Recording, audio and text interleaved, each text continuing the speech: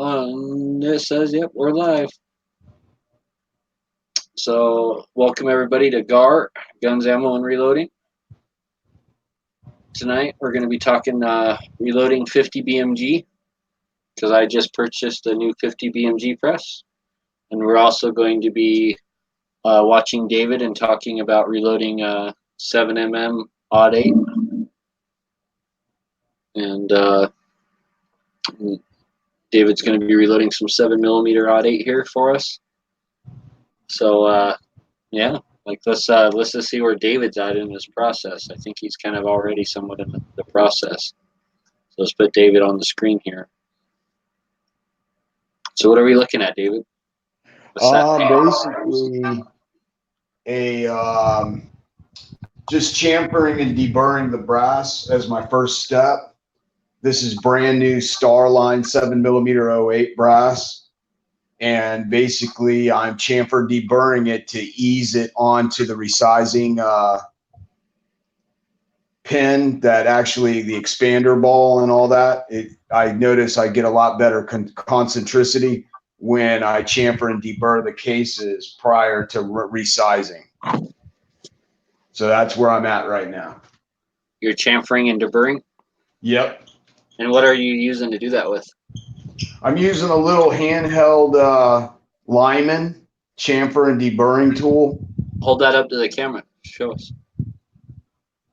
Can you see it? Yeah, hold it even a little closer. There you go.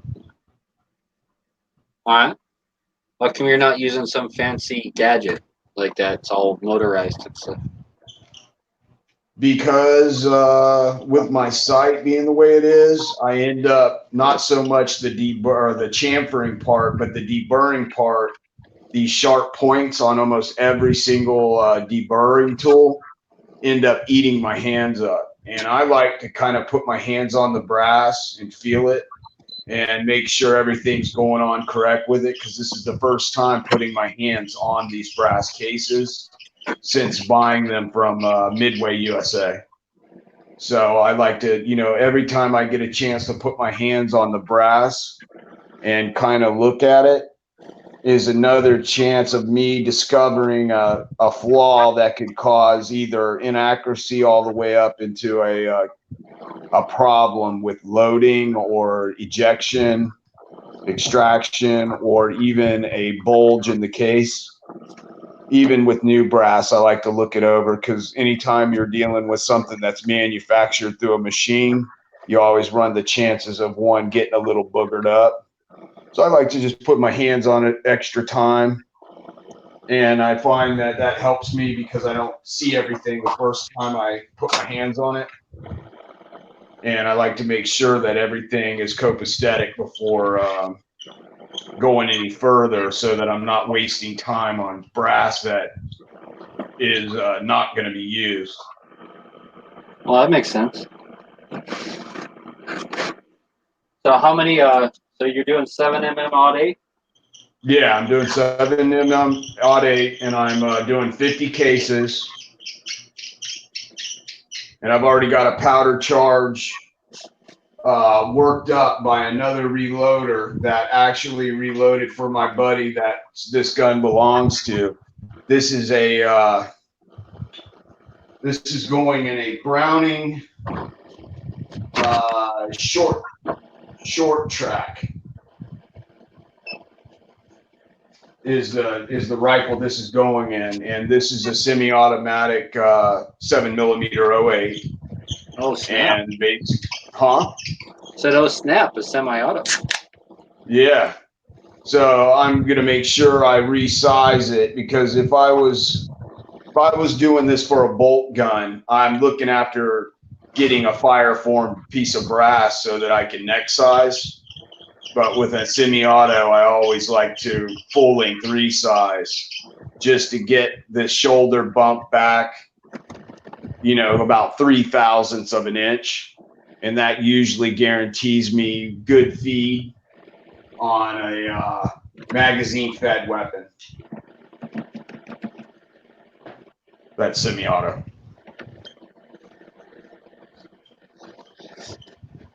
What powder are you going to be using for that?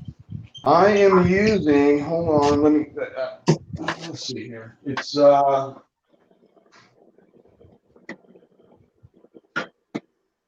IMR 4895.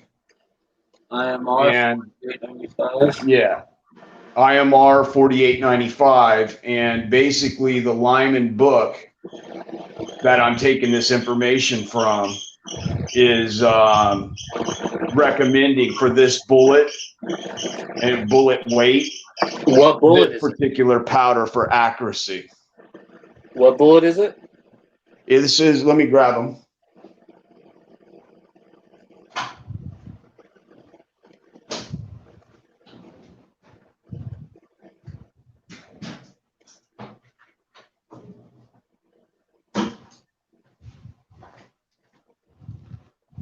We're using the same bullet that I use in his 7mm Mauser. This is a Hornady bullet, GMX, and it's 139 grain, and it's an alloy solid. So the actual bullet design is a little bit different And you than said what you IMR normally. 4895? Yes. And this is a 139 alloy solid projectile. And give you a look at what they look like. They're a mean looking little bullet. What kind of a powder charge? Do you remember? I'm going right now, I'm going to go with a 41 grain powder charge, where the max charge is up near 43, I believe, 43 point something. Here, let me check real quick. 43.2. I'm going with this powder charge. 43.2.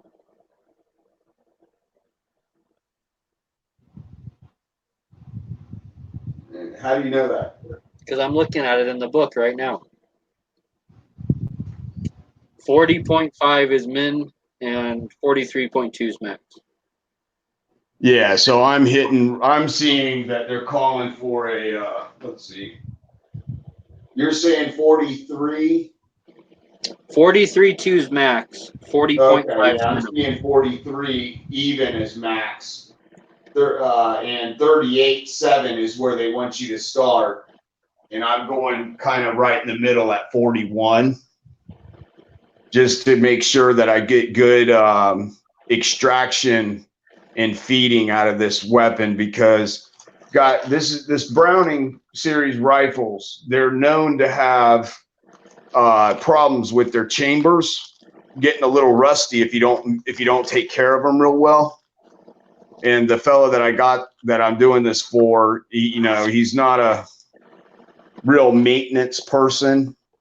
So we're right now going to be sending the rifle back after this deer season to see if Browning can put a new barrel on it for him. So basically, this is what I'm working with tonight. And the IMR 48, what is it, 43.95 or 48.95? It's 48.95.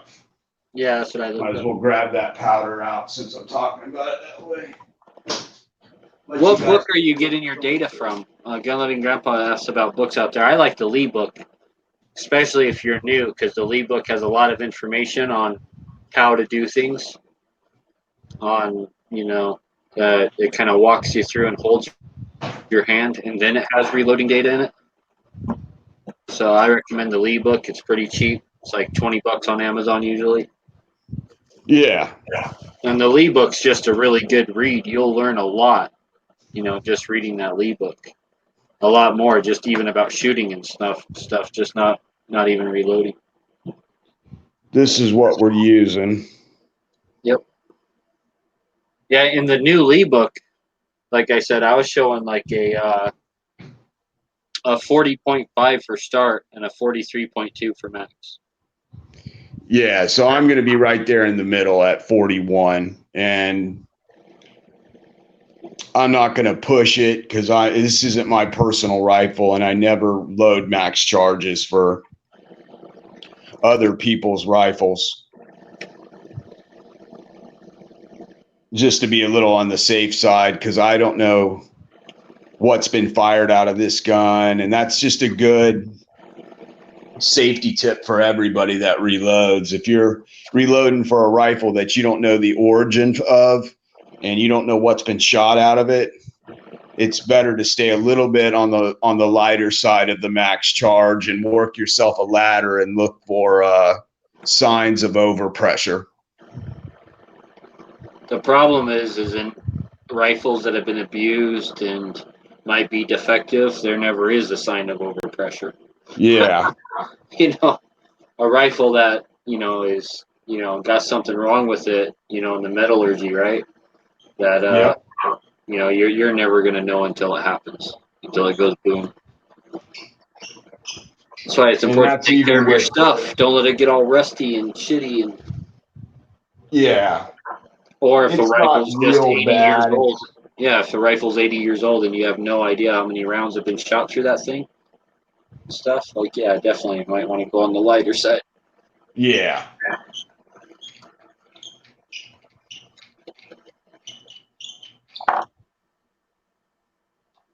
So how long is it going to take you to chamfer and deburr those cases?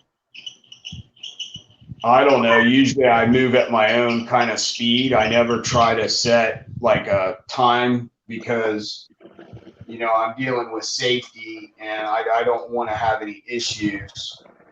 So I make sure I do every step correctly so that I don't have a problem later on that I got to go back and fix it before I can move on to the next step. So I don't know, probably 50 rounds, probably 20 or 30 minutes, I'm guessing.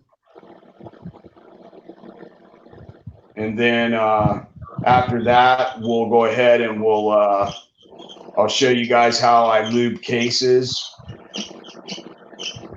And basically, then we'll go ahead and start priming and seating powder charges. And then go ahead and start putting the bullets in.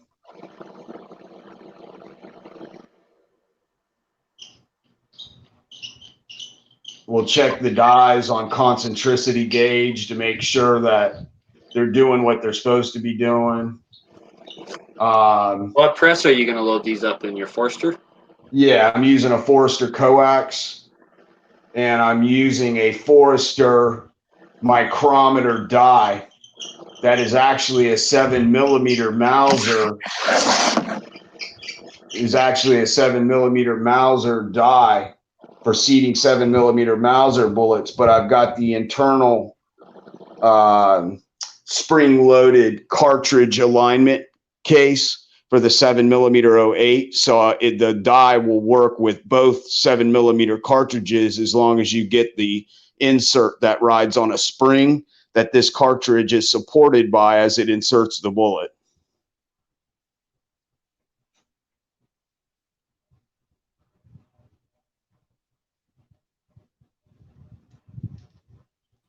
And you said that was brand new brass?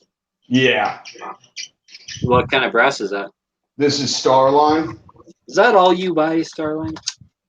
I have found for the money, if you're not going to spend the big bucks on Norma, or even better yet, in my opinion, Lapua, Starline is a very, very good brass manufacturer. What about like Nosler or Hornady? Yeah, I try to stay away from the Hornady stuff. I've got a couple hundred rounds of it. And what I've found and what I've talked to some guys that are in my area that have been reloading for over 40 years, they find that the Hornady brass is a little bit short usually. Now, whether or not that is planned for, if you resize it, I really don't know. I just know that they measure a little short. The 30-06 stuff that I got is all a few thousandths below the trim length. Where this stuff is within a couple thousandths plus or minus a trim length. And it's usually real consistent. It's like so far what I've measured out The furthest cartridge I had out of spec for Starline is 2,000 minus trim length. You know, so 2,000ths of an inch under what trim length is. And the way they do their primer pockets on these cartridges, where they poke the flash hole, they actually use a drill so that you do not have a flap on the inside of the cartridge where they punch it on most other cartridges. In this price range, they'll punch a hole straight through the back, and on the inside it will flap over a piece of brass, almost resembling on an 18-wheeler on the exhaust stacks. That flap that always goes up when the exhaust is coming out, it looks like that on the inside. So what you end up having to do is go in and use a flash hole deburring tool and deburr the brass. And that's just one more process that I don't want to have to do if I don't have to. And for the price of this Starline brass being as reasonable as it is, there's no need to. You know, I don't have to do that extra step. And I usually have to when I'm using, you know, like Hornady is one, for example, that you got to deburr the flash hole. And basically what that does is that gives you consistent ignition so that your deviation in velocity is very minute due to primer ignition.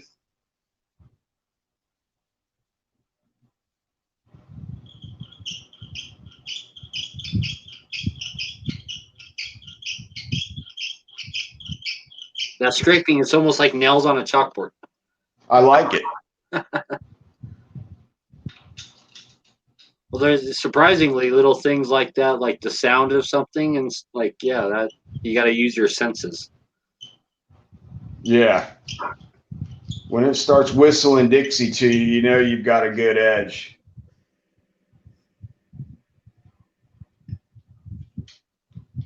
Let's see if I can hold on to this thing.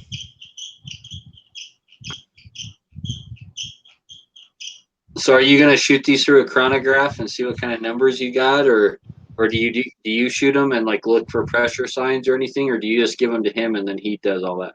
No, I actually go to the range. Like I'll be going to the range this trip, and I'll be checking the first 10 rounds out of the rifle and keep an eye on every sequential round coming out of it and make sure I don't get flattened primers or I'm not getting ejection marks from the bolt ejector and I'm not getting warped heads from the extractor.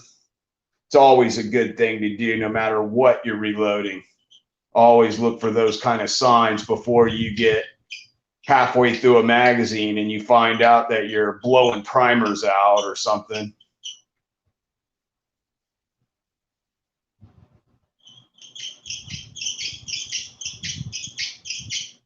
And what we're doing here is basically we're taking the inside of the neck, that's what comes from the factory, that's straight up and down like this, and it's on a 90-degree angle. We're tapering the inside of it on an angle like that so it's more readily accepting the bullet when we press it into the casing. And basically we're taking any burr off the outside with this end of it.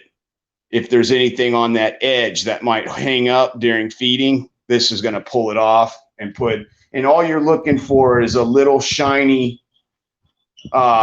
circle on the outside and a nice little tapered edge on the inside. You're not trying to make this so sharp that when you stick your finger on it and turn it that it cuts your finger, because then you start compromising your neck tension and your neck wall thickness, and you could be causing your brass to prematurely split the necks and at the mouth.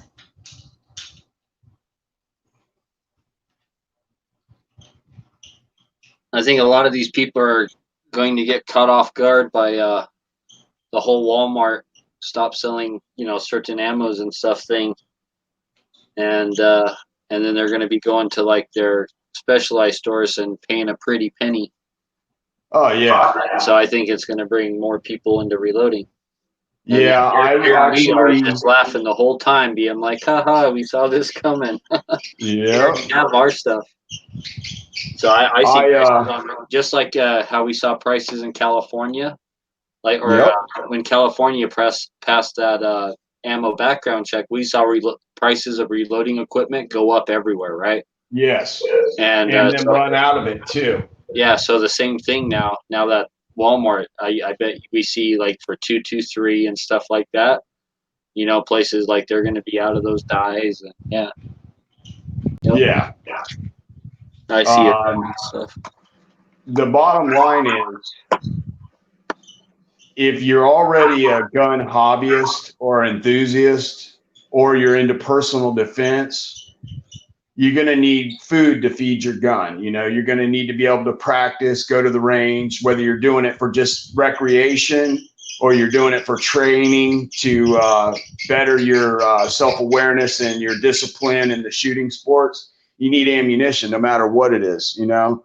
So other than 22 long rifle, your best bet is to go over and join gun channels and start talking to the people in the forums. And if you're kind of curious, but you don't want to put dollars to it yet because you're not sure if you can do it, or you're kind of scared that you might blow yourself up, there are strict protocols that you will train yourself in. And I am legally blind and I can do this. So the bottom line is, of course, I need 400 magnification to be able to do it. But the bottom line is, if you get a little bit of self-confidence, maybe someone will help you out. You know, maybe you know a neighbor or a friend that reloads. Now is the time to start doing this, because all it's going to do is get worse. You know, They if get more you expensive. The prices in the dies, the prices in the presses, all that's going to go up. And yeah, even down to your accessories for reloading, I've seen a spike in just tumblers and stuff like that. As these big outlet stores see the volume increase on their sales, they're going to start ramping up the prices. And I'm not saying they're going to start price gouging. I'm just saying they've got a limited amount of supply in stock, and they've got to be able to make a living off of it. So, you know, and they well, see, within 1 week, we watched the price of a press go from $500 to 640 to seven. What is it now? Like last you looked, like 750 or something. no, it was almost $800. Like yeah, like 780. Like it was in the 700 somewhere. But It within was the one high week, 700s. yeah, within 1 week on Amazon, we were following a press, and we watched that press climb by 200 and something dollars in a week. So Yeah. And I'm constantly seeing, like, I'll have dies in my cart, my shopping cart at places like Amazon or some other places.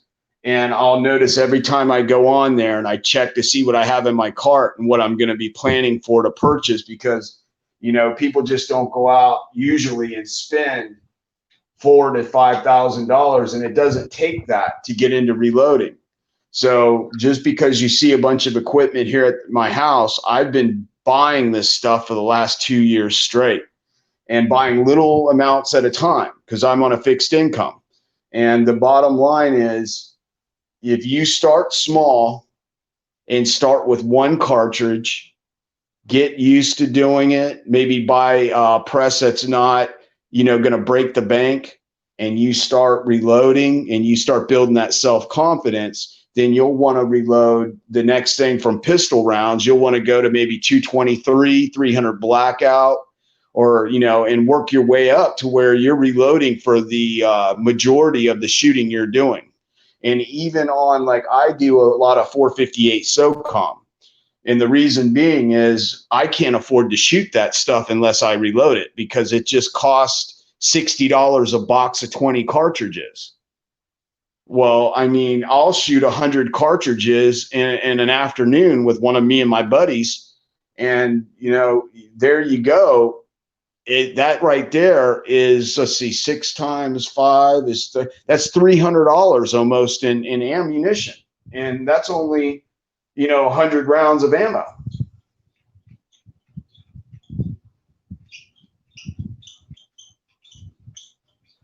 Well, and certain calibers are just super expensive.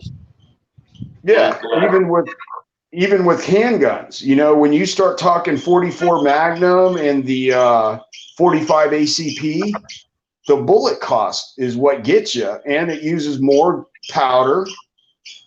Primers are all about the same, unless you're getting specialty primers like bench rest primers for bench rest shooting, or if you're getting Magnum primers are a little bit more money.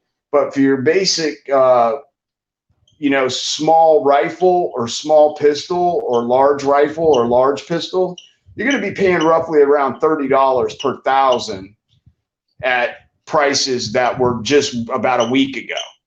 Now, if that goes up, I wouldn't be surprised, because as manufacturers struggle to keep up with the rise in demand, sometimes the prices go up. So it's best to stock up on that stuff, because when you buy stuff like primers and powder, there's a hazardous material charge.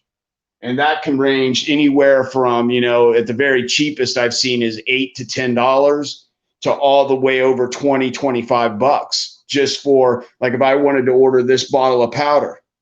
This powder bottle probably was around $28, $26 to $28.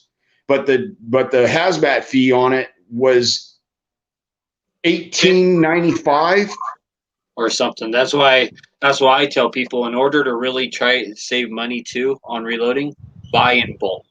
Yeah. Never buy 5,000 primers at a time. Trust me, you're gonna use them. They don't go bad. Like, you're gonna end up using them. Buy 5,000 primers at a time. Buy a 4 or 8 pound bottle of powder. Buy Right. 1,000 or 3,000 or something projectiles at a time. That's where you're really going to save on shipping costs and hazmat and all that. And all that, those dollars add up. They really do. And that's how you get down to where you're reloading like 38 special for like 7 cents a round or something crazy, like for basically the price of 22. And then I never factor my brass into my reloading costs, because quite frankly, a lot of my brass I get for free, Yep. or it's already just once fired factory stuff from factory ammo. So, I never count brass into my costs since it's so reusable. And on loading like light 38 specials and stuff, you can basically have cases that last forever. Yeah. You'll, light 44 special or 44 mags or light 357. If you're just loading like plinking loads and target loads, like a lot of those calibers will literally just practically last forever, where you can have 30 something reloads on a case. Yeah. And you figure, your initial price is, you may have to buy brass, because you may be in an area that they don't let you recover brass from the ranges. There's a few of those around where I live here in Florida, and I tend not to go to those ranges. But there's one range here, that don't want you to pick up your own brass. All right, they're like, as soon as it hits the ground, it's ours. Type thing. And if you walk in there and you have a brass catcher on your AR or something, they kind of like, they're upset. But it's because they kind of frown upon it. It's because they own a company, a small company, right? Which is technically a separate company, but it's really just them, like their son or brother-in-law or something. And it's a reloading company, and they use all that brass and they reload ammo and sell it back at that range as reloaded ammo for you to buy, from them, and they sell it, 75 cents cheaper than a box of new stuff. Yeah. And they're making money off that, and and they get to keep the brass again. And so I've seen places like that, and I don't like to shoot at them. I'm like, no, my brass is my brass. I don't care if it hits the ground. So. Exactly. So it depends on your area. Right now, start collecting your brass. Start saving your brass. Yeah, that would be the number one thing I tell you. Even if you're maybe thinking about reloading in the near future, but not yet designated funds for it, and maybe you're just playing around with it in your head, save your brass. Basically, I started like Dead Horse some years back, and I knew there would come a day where that brass was going to be worth money to me because I knew I was going to end up having to use it Even calibers sooner or you don't later. own. Yeah, even calibers you don't own because you can trade it. Right? Yes. There'll be some Yeah. guy who will trade you 50 cases of 300 black, for your 50 cases of 270 win or something. You know what I mean? Yeah. Like guys will totally do that. You can take that extra brass with you to a gun show, stuff like that. There's definitely ways to get rid of that. Your local gun selling sites and sporting goods. Like if you have a local sporting goods selling website or something, or a local classified website, put it on there. Yeah. And a But lot of times when you start reloading, you'll find people in your community that reload as well. And you'll end up going down to the range one day and picking up your brass off the floor. The next thing you know, another guy's picking his brass up and you guys pick up a conversation. Before you know it, you guys are good friends, and he might have been reloading for years beforehand. And now you've got somebody that if you have a question, you can call up on the phone or, text message and ask a question that maybe you don't have the right books that have that answer in it, or you're having a hard time finding that in the book. You can ask, and 90% of these guys that have been doing this for years, they're going to already run into the problems you've already had, and they're going to have the most effective and cheapest way for you to get your way through that problem. And, basically, and it makes you. we got a question out there. Okay. Gun Loving Grandpa says, "What's the best powder for 9mm pistol?" And Chico Weiss chimed in and he says his main go-to powder for 9mm is Tight Group, and I kind of agree with that.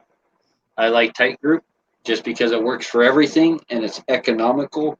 It's cheap at only $20 a pound, compared to like a lot of other pistol powders might be anywhere from $25 to $30 a pound.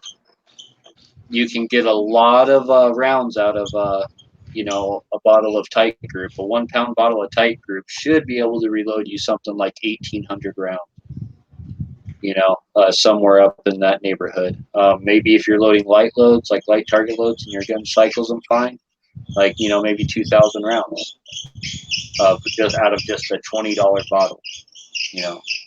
And what I like about Tight Group is that it works for a lot of different handgun cartridges. It works with 9mm. You can use it in 38 special. You can even load semi-automatic 45s with Tight Group. I mean, it's very versatile powder. And that's another thing to think about when you're buying powder is, why do I want to, like me, I'm particular because I do a lot of precision rifle ammunition, and that's what I mainly reload. So I like to get powders that are going to specifically work for the cartridge weight that I'm using, as far as the bullet weight, the cartridge size, and what I'm trying to get out of it. Like these are going to be deer hunting cartridges for this year's deer season. And so basically, I wanted to make sure I got a bullet that was not going to, detonate when it hits something hard. Like if it hits a shoulder. This is a solid copper. Well, it's an alloy, but it's a solid alloy. It's not a lead core bullet. They're lighter, and they're usually a little longer, so you end up with a little less case capacity because of it. But you get a bullet that's going to punch through whatever it hits and give you a good blood trail if the deer decides to run. And basically, so it's an all-around real good bullet. Chico Weiss says that he gets 1750 with a 4-grain charge for a 9mm, 1,750 rounds. He's loading a 4-grain charge. What bullet is that? Like a 115 grain? I'm shooting probably if it's a plinker. If Chico's using a shooting a plinker. 147 grain hard cast lead flat point, and I'm using 3.3 grains a Tight Group for that load. and so I'm getting over 2,000 per bottle. But I like the That's hard. I like those. I that's like because you're using a heavier bullet. yeah.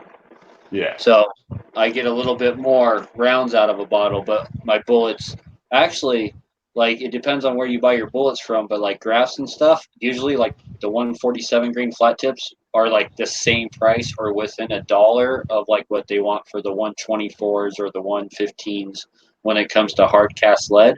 Jacketed bullets, there's usually a bigger increase in a heavier weight, but in hard cast lead, it's usually within $1 of each other, like for the most part.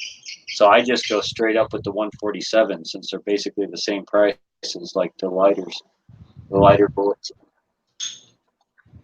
Yeah, and I also recommend that people that are getting into it, they also there's name brand bullets. Of course, there's the Sierra Bullet Company, and there's Hornady, there's Nosler, there's Barnes. There's all these great companies. But if you're loading plinking ammunition for like your 223, I suggest you guys check out Bob's Bullets. And basically, they are a jacketed bullet, but it's open base. And you get those rounds if you buy in bulk, very reasonable. Like I got a big project coming up where I'm going to be doing close to 3,000 rounds at 223 for myself. And I'm right now debating whether or not to go to Missouri Bullet Company, Bob's Bullets, or there's a place here in Florida, the Everglades Bullet Company. Those are all well-known, reputable companies that make good products at a discounted rate. As long as you buy, like Dead Horse is saying, you're going to have to buy in volume. You don't want to be buying under 1,000 because when you do, they get you on the price per bullet because they're not interested in selling 500 bullets to you. They want to sell a couple thousand to you. So the price drops considerably when you start getting into the 1,000 or above range.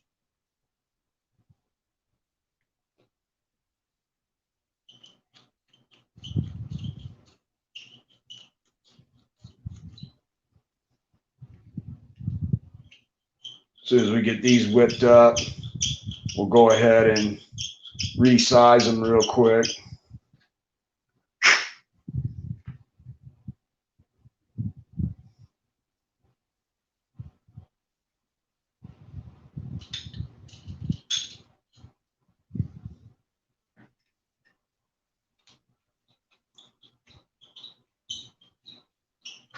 So what's going on with this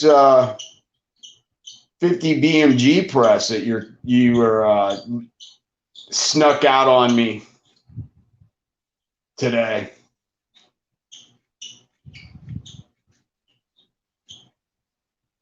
The big bore Dead Horse. Yeah. He's I've gonna been be shooting 50 BMG a lot, and it's expensive. And and then we've been reloading it by just neck sizing, but on just an arbor press, and it works okay. But I can't full length size anything, so I can load ammo that's already been. My gun has a tight chamber, so if the ammo's been shot out of my gun, I can reload those cases. But what most people are only reloading their 50 BMG cases like 3 times or something, 2 or 3 times, maybe 4 times, somewhere in there. That's all they're reloading their cases before they go into the scrap. And so I'm limited on how many reloads I can get out of my brass. So it's easy to buy, 40 rounds of factory ammo, shoot it once for practice, get that brass, then load the stuff that you're trying to make precision and shoot it. And you got several times of doing that, but it's easy to run out of brass. And brass is super expensive for 50 BMG. Yes, it is, especially the big cartridges like that. But you can buy once fired military brass, which oftentimes is shot out of a sloppy chamber and stuff like that. So, it can be hard to resize and sticky cases and all that. But, that's the way most people get their brass is they're sizing military brass because it's what's affordable. And Yeah. So I want to buy a bunch of once fired military brass, size it all down, and sit there and do that for a couple days. Just size down a couple thousand cases, and then I'll just have cases for like ever for a long, long time. Just make a large investment in cases, and you can usually tell if it's been shot out of too gross of a chamber. There'll be like these stretch lines and marks on. There's things to look for on a 50 BMG case before you buy it. I would definitely recommend buying in person, not on the internet though. Unless it's from a reputable company that would like take them back if they were like if they were just bad cases already from being shot out of too gross of a chamber. Yeah, the problem with the 50 BMG is that the machine guns that they're shot out of, the M2 and the M2A1, those chambers are sloppy from the get-go, so that they feed in any kind of weather conditions or any kind of climate. And once a brass is expanded to the inside of that chamber being so much bigger than the chamber your rifle is, it gets a memory. And even though you try to resize it, sometimes those brass are just so expanded that you're not going to get, a proper resizing, and you're going to run into issues where you try to chamber the rounds and there's, you got not just cam over on your bolt, but you've got a serious problem trying to get the cartridge into the chamber to begin with. So we got a question out there. So Chico wants to know how much is factory 50 BMG per round? Anywhere from like $4 to $12 a round. So like the cheapest stuff I can buy, which is I think like the HMS stuff or HSM, whatever it is, the orange box stuff. That goes for about like $4 a round, and that's basically remanufactured ammo, but it's pretty quality. It's pretty good. The black box, like American Eagle black box stuff, I want to say is about. I want to say that was somewhere like in the $5 area. I think it was like $50 a box, and a box is 10 rounds, So it's like $5 a round, or maybe $5.50 a round. Somewhere in there was the American Eagle. The Hornady stuff I bought was $9 a round. That was $90 for a box of 10. And then if you want to get like real specialized stuff like armor piercing incendiaries and stuff like that, like those can easily go for like $12 a round or more. But you can oftentimes get those pulled bullets, like armor piercing, incendiary, or tracer. Like you can get those APIT bullets and stuff that are pulled. So they've been pulled out of old ammunition that sat too long, and then resold, and then you can buy those pretty cheap and reload those and make your own basically. But it's expensive, and you're talking for grains of powder. Like I'm using 215 grains of a powder called WC872, and I get it for $10 a pound. But 215 grains, so I'm only getting like 30 something cases or whatever a pound. So it definitely doesn't go too far. And some guys load, depending on the powders that they use and stuff, some guys are loading 230 or 235 grain charges. Some guys are going up to around 250 grain charge area on their powders. So it just depends on what powder they're using and what bullet and stuff. That goes to a pound quickly. I have a pretty long barrel on my gun, so I take full advantage of everything, and I get consistent powder burn. There's no unburned powder left in my bore. It's I'm taking as much advantage of velocity as possible, so I can get away with 215 grains, or probably most guys shooting my same powder are probably loading more like at 230 grain area to get the same velocity out of their shorter, like those 22-inch and 24-inch barrels that are super popular now in 50 BMG. Or you probably want like 29-inch to take like good advantage of like full powder burn and get good velocity, 29-inch or longer. I think my barrel's what, 33 or 34-inch.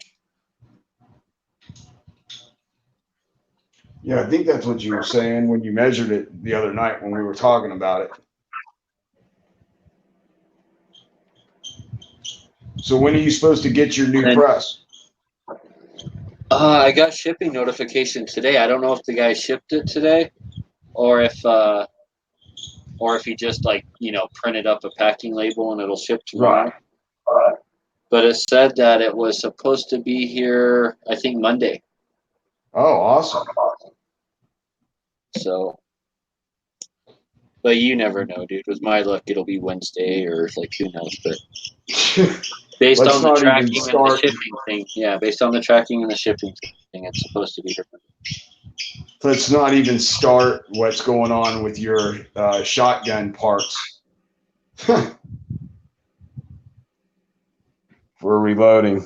Oh yeah, it's been 5 weeks this time so far, and I gotta wait 3 more weeks before I can even complain about it. But in all fairness, he did order it from Russia. Yeah, you want to talk about the slowest shipping anywhere in the world? Russia. Like my stuff still is in Russia, and it shipped the next day after I got it, and it's taken 5 weeks just to go from one side of Russia to the other side of Russia. Well, you know why, don't you? Why? It's all that collusion. Yeah. They gotta bribe people just to get the mail across, probably. That's why it probably keeps disappearing in the mail. I have a feeling this very next one's gonna disappear too.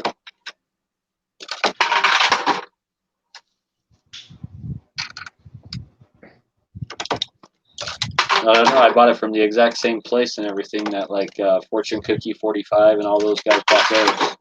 Their shotgun real crimpers, so I don't know. We'll see. I bought it from the same seller on Amazon, so. Oh, I'm sure they're wanting to keep America as, a client for those parts. I'm sure that's 100% has to do with the shipping agencies that, handle their freight over there. There's probably some racket to it, So, Gallery Grandpa asked if steel and aluminum cases are worth reloading. Now, usually never steel because they're the wrong type of primer, so you can't decap them with just a normal decapping pin. So some people will fill the cases full of water and use basically like a metal rod or something that fits that neck perfectly and use hydraulic pressure to bust the pins out, but then it's a wet mess and at your press, everything's all wet. And, so usually it's just not worth the hassle to reload any kind of steel case ammo. I have heard of people doing it, and I have heard of them like shooting it and doing one reload on it is what I hear. I've never done it. Like I'm not about it. Aluminum case, I do know guys who shoot aluminum case ammo. They'll shoot it a second time on reloads, and it's mostly guys who shoot like soft target loads who are shooting like pin loads and stuff like that. They'll keep 38 aluminum cases and or 44 mag or whatever it is. They'll keep those aluminum cases 45 HCP, and they will say that you can reload those ones. I've never done it. I'm not telling you to do it. I'm just saying I'm sure you can Google it and find people out there that have loads worked up and do it, but it's just not worth it. Not when brass lasts so long and is so good.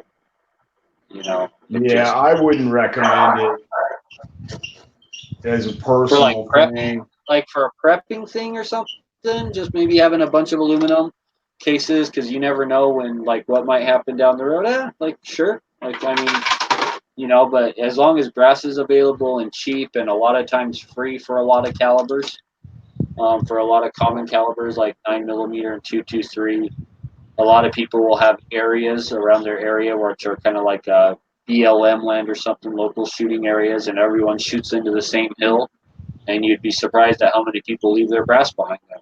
So I'll oftentimes wake up on like a Sunday morning or something nice and early when the sun's coming up, and I'll take a drive out there. And all the people who were out there Saturday shooting and stuff, you know, and all the people who left their brass out there, well, their brass is still sitting there. And I'll pick up a, you know, a couple hundred cases of all sorts of different cool calibers. Mainly, you know, usually mainly they're a common caliber like 9 or 223. But if you have any kind of place like that around you, or it's like a common place for people to go out and shoot in the woods or desert or whatever, you know, mountains, whatever's by you. Some people are just in too populated of an area to have that. So maybe their local ranges and stuff would be the place to hit up. And, you know, and if you see a guy packing up and his all of his brass is on the ground and he hasn't picked any up, just ask him, say, hey, man, what are you going to do with your brass? He's like, oh, I was just going to throw them away or whatever. Just say, hey, can I have them? I'm starting to reload or whatever. And they'll say, yeah.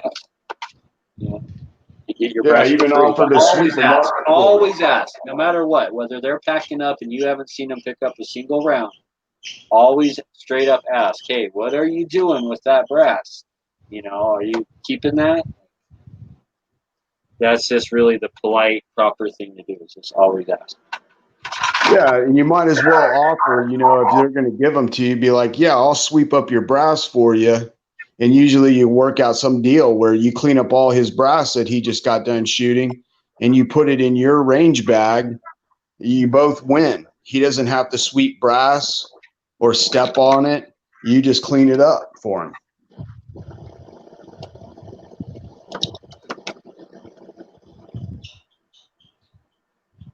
But my suggestion to anyone thinking about getting into reloading is to start saving your own brass now, because it's just going to get more expensive as more people get involved in it, because there are limitations on buying ammunition. So I'm depriming some 9mm brass right now. I'm decapping it. And I came across these cases that say AUSA. Is that a Gila? What's AUSA brass? I have no idea. It's not a Gula because their plant is in Mexico City, I believe. So it's not a Gula. It's something else, maybe. I maybe a brass manufacturer that, you know what I'm, that I haven't heard of. Maybe somebody in the audience has heard of that. Let's see. I can Google it, I guess.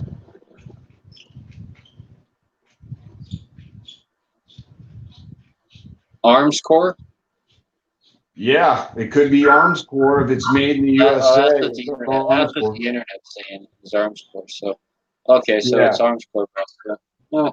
That's good brass. They just started within the last couple of years manufacturing their own ammunition. See, I can tell just by decapping, right?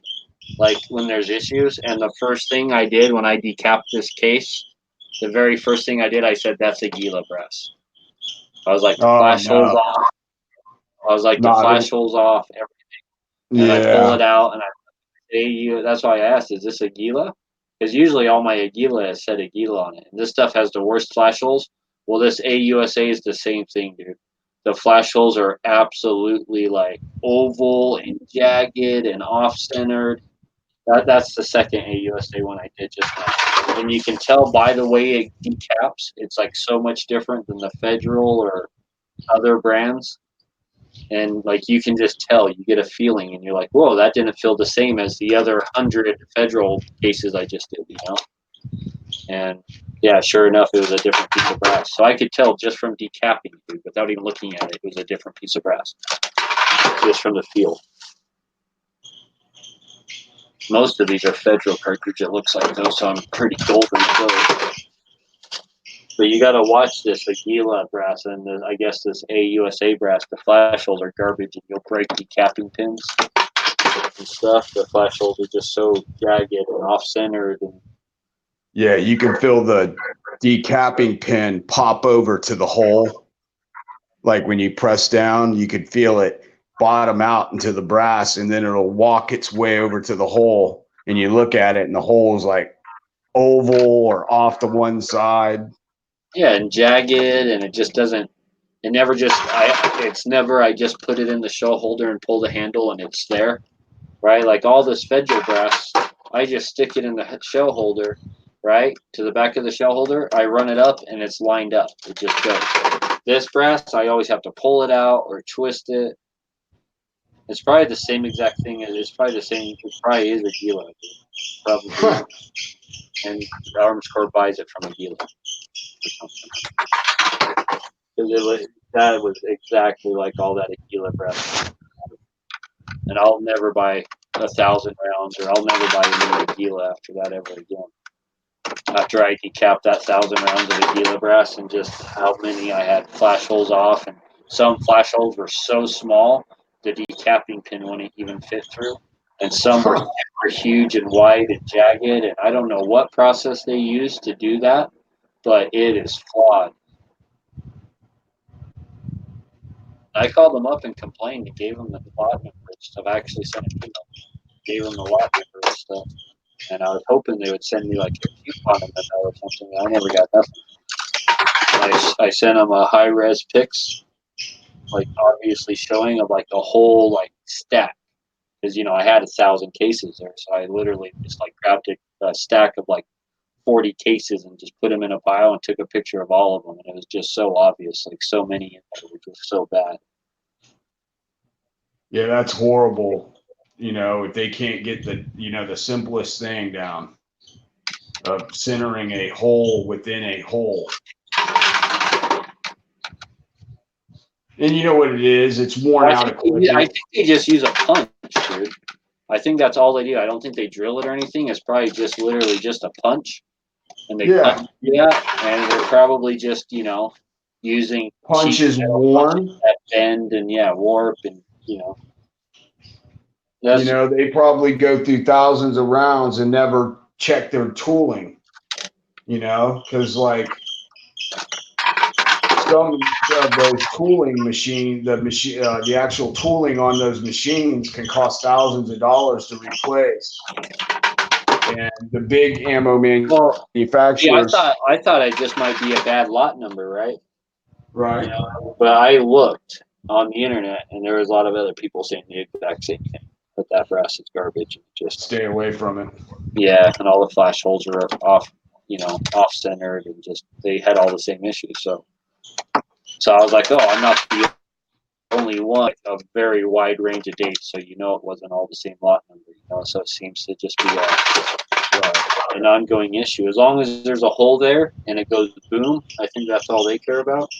They don't care about the reloader. Well, the reloader in their mind is costing them money.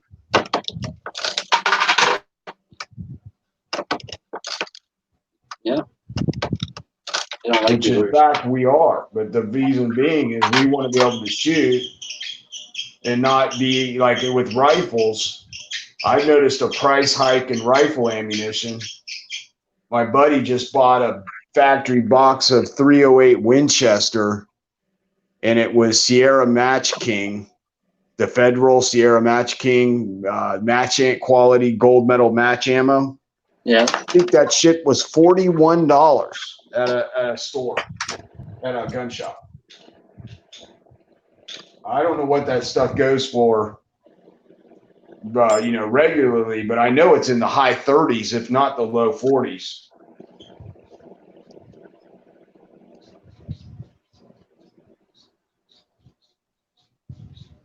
The heck? Okay, that's not the right lock. That's not the right Allen wrench. What are you doing? I need to screw my decapping die down just a hair. Not getting enough reach?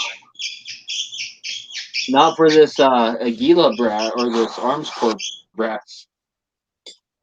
That's because your decapping pin's got to walk a couple thousandths of an inch to find the hole.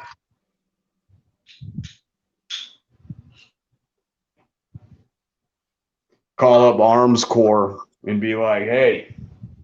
Well, no, I can't call them out because I didn't buy this brass. I didn't buy ammo. It wasn't like this, you know. But I don't think a company cares when they sell you factory ammo that, oh, you're brass. Like, we're not selling you brass to reload.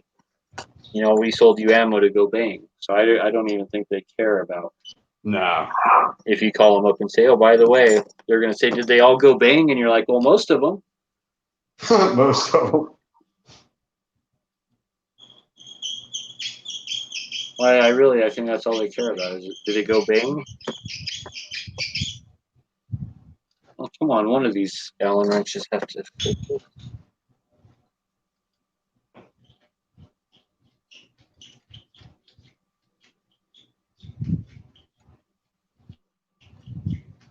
Wow. Yes, I do. Okay, what other Allens do I got?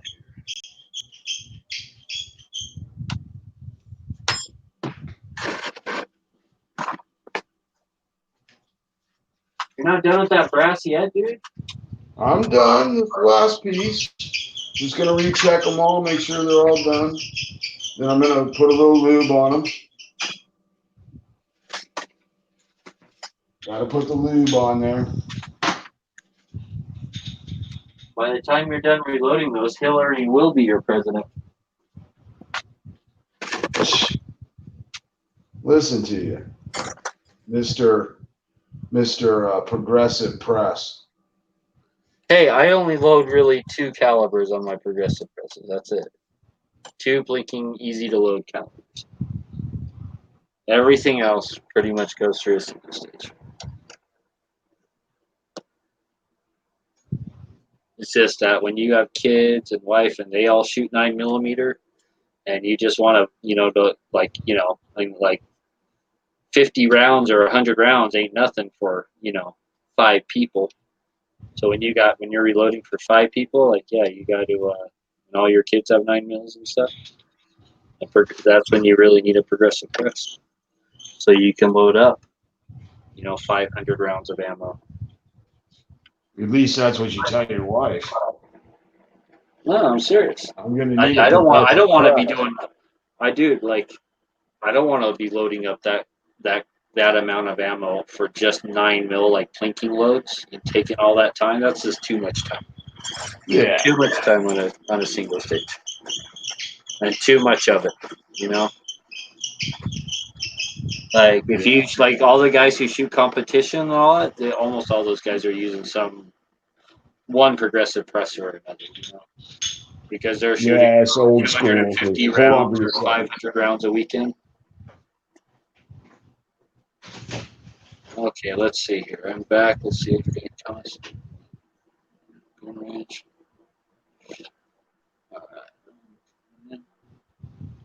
All right, so I got that screwed down a little tighter. So next time I come across one of these sucky primers,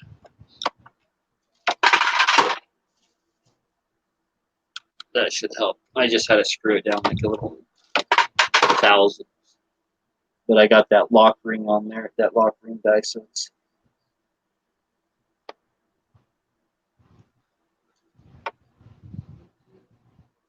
oh wait, what Allen wrench was it? That one? Okay, I'm putting that Allen wrench in my box. There we go.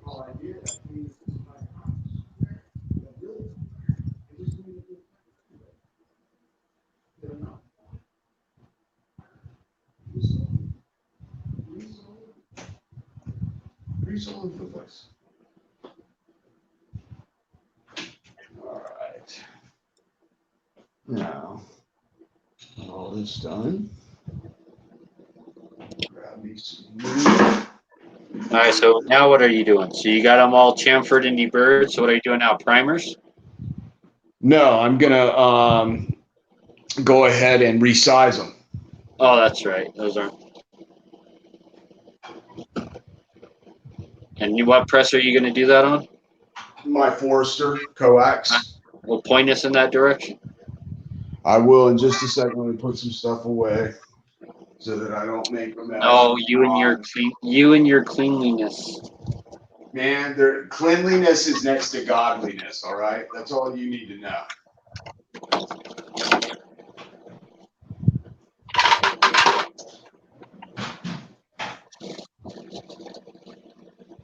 Now I'm going to show you the secret ways of the walk. Is your Kung Fu strong? All right, let's see. Is your Kung Fu strong? Oh, I don't know if it's strong. I don't know if it's strong. All right, so basically, there's a lot of different ways to skin a cat. The easiest way that I've found to do this is with a product that Lee makes, and this is their case lube. I've got every case lube you could possibly think of. Imperial sizing wax, Hornady One Shot, all these different products, and RCBS lubes.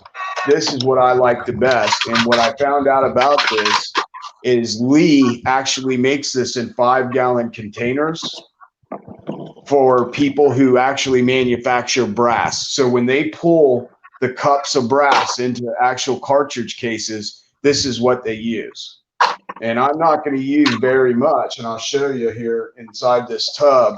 What I'm going to do here is I'm just going to put a couple of smears,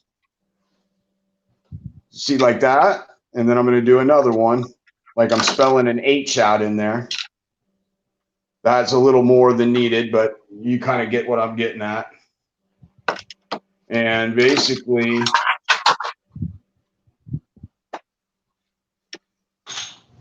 put your brass in here.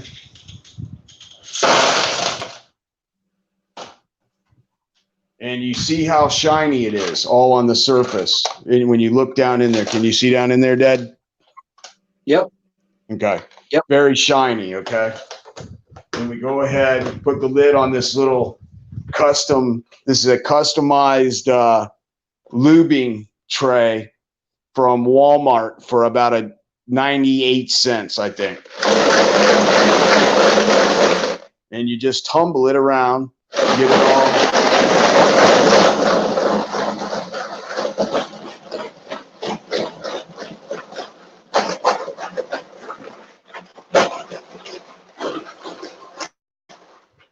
And what you're looking for, you give it a couple of seconds to dry. If you look down in there, you can start to see the shininess going away. It's starting to look dull, and that's what you want. What I'm going to do is add just a touch more to make sure I got enough on there.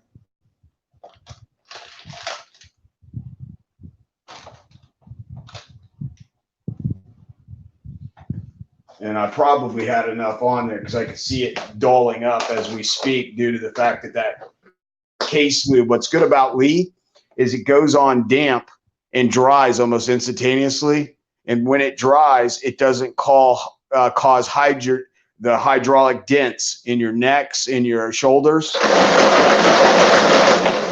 like other lubes will.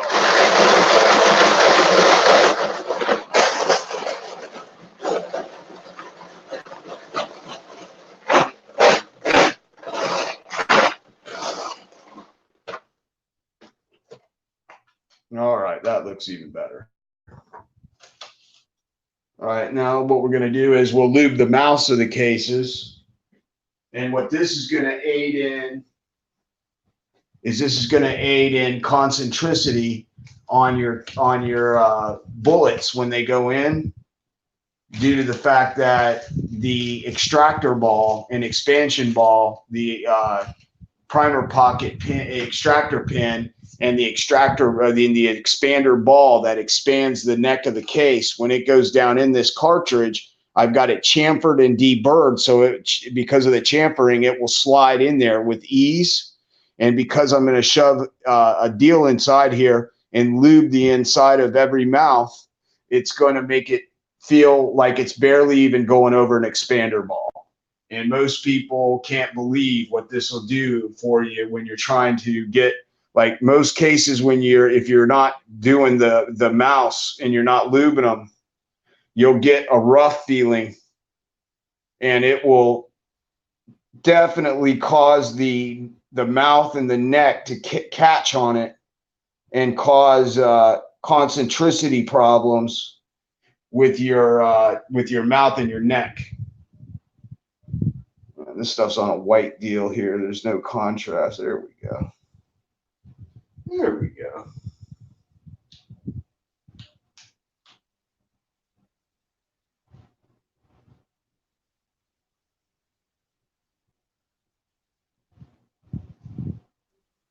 Gun Loving Grandpa wants to know if he can use. He's going to reload 45 ACP and 45 long Colt. What's the difference between the dies, if any? I'm guessing that the cedar die on the 45 Colt's going to have a roll crimp. On a 45 ACP, it's going to have a taper crimp. The seating plugs probably different because most 45 Colt dies probably are going to be, coming with a different bullet seating, like probably for wad cutters or something, I imagine. I don't have a 45 Colt, so I'm not exactly sure. But I'm guessing 45 ACP might be. I want to say there might be a slight taper to 45 ACP, very very slight, kind of like there is. Yeah, kind of like how a 9mm has a slight taper. Yeah, but not as much. Yeah, probably not as. But I'm not saying you can't, but I would preferably get two different die sets. That way you're not having to adjust them in and out, stuff like that. But you probably could, like you could probably work something out, but the crimp die, the seating and crimp die is probably not going to work for you. But you could probably use like a sizing die and get away with it. But maybe use the same mouth flaring die, something like that. But it's just not worth it. The die If sets you're are so going through all cheap. that trouble to reload, you're Well, most likely on want to those get it right. on those cartridges, the dies last forever pretty much, and the so whether you invest in a cheap set of Lee like carbide dies or steel dies or something, or you go on eBay and you get a really good set of used dies from the 60s or 70s, like those dies are going to still outlast you, and probably outlast your kids. And also check your local gun shops, because a lot of gun shops don't carry reloading gear. But what'll happen is someone's wife will come in, or after they've passed away, or maybe they are getting a divorce or something, and they'll bring in a bunch of stuff and they'll trade it for money. They'll sell it to the gun shop, or they'll get it in on a trade with a gun because the fellow reloaded for it, and they'll sell that stuff to their customers at a discounted rate. And Chico Wise knows exactly what I'm talking about, because he got a really nice set of RCBS dies and a bunch of other stuff, very reasonable, from his local gun shop. One of them. Most used dies for popular calibers on eBay go for like $20. So yeah, and then most new Lee dies are around the $35 area, and like pistol dies last forever as long as like the inside never rusted out. Pistol dies and got pitted and stuff, like as long as they didn't get rusted out, a little surface rust on the outside of them, I don't care about that, and that doesn't bother me a bit. But I prefer a lot of my dies, especially pistol dies, to be older dies, like made back in the 50s and 60s and 70s. I actually kind of prefer those dies. Personally, I think a lot of those dies are better built. But so don't be afraid of buying an old set of dies, whether they're, Lee, RCBS, Lyman, Pacific, Hornady. Most of those dies are never, ever going to wear out on you. They'll outlast you and your kids. Because I'm using dies right now that I know that were made in the late 50s, and I have some that were made in the 60s. I have some that were made in the late 70s. I have some that were made in the early 80s.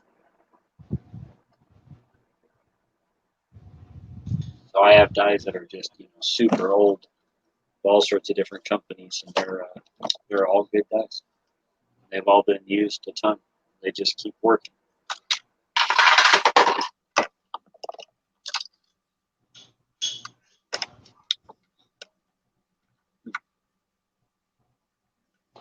you guys are going to see why I'm lubing the inside of these cases the way I'm doing it. I've got the die that I'm using taken apart over here so I can show you all the insides of it and tell you, you know, what the pieces are. And so you get an idea. If you guys haven't been reloading, be a good chance for you to see the inside of a die and see what they look like and what comes in it for a resizing die. So what are you doing there? So you're Still making a cotton swab? lubing in. Is that what that is? What? What is that, a cotton swab? No, this is what they call a swab it. And I can't recommend this company enough. Basically, this computer company that made these cleaning tools for cleaning the insides of green boards, keyboards, and everything on the inside of a computer came up with these. And a couple of the fellas at the shop started using them to clean their firearms because they're gun guys. And they went to the owner of the company and said, hey, these work awesome for cleaning firearms.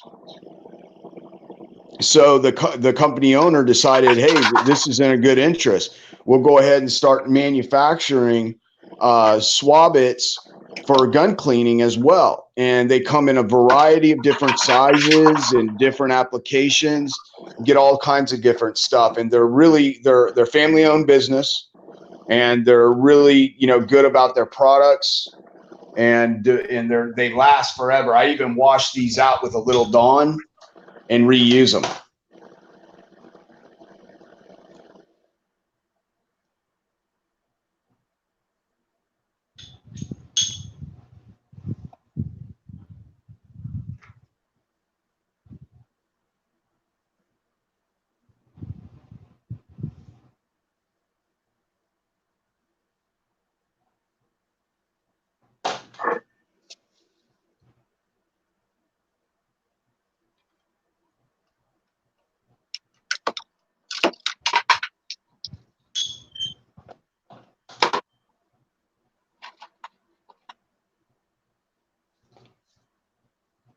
And as I'm picking these cartridges up out of this container, I can tell they're all kind of got a little sticky film on them from lubing them. So I know this is an extra step that you're checking your brass to make sure it's lubed correctly so you don't end up with the hated, dreaded stuck cartridge in your die.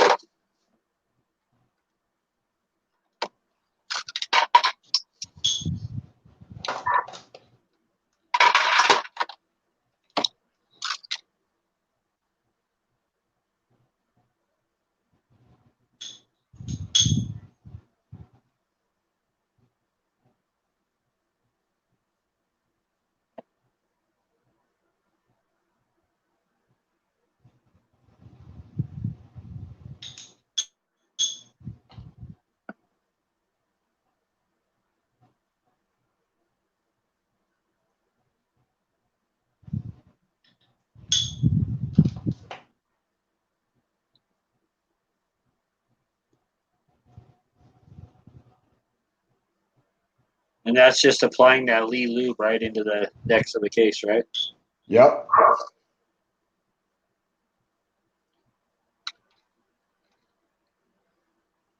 This is it right here. This is the stuff.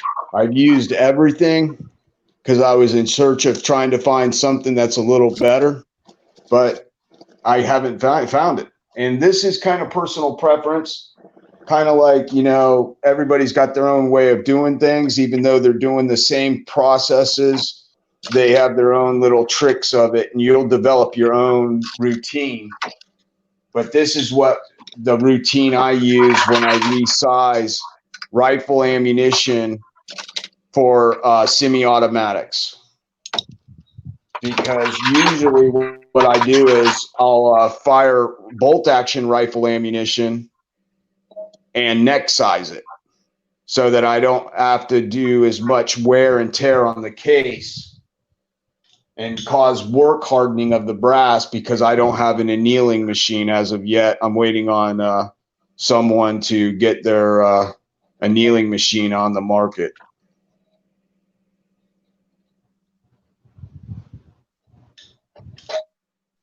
So we could start testing and annealing large batches of 223. Like I got this big barrel underneath here that's full of D prime 223 Remington and 5.56. I'm going to go through and take all the military crimps out of the primer pockets. And that's where you remove the crimp that holds the primer in on military style brass with a little tool that spins around in the primer pocket and removes it.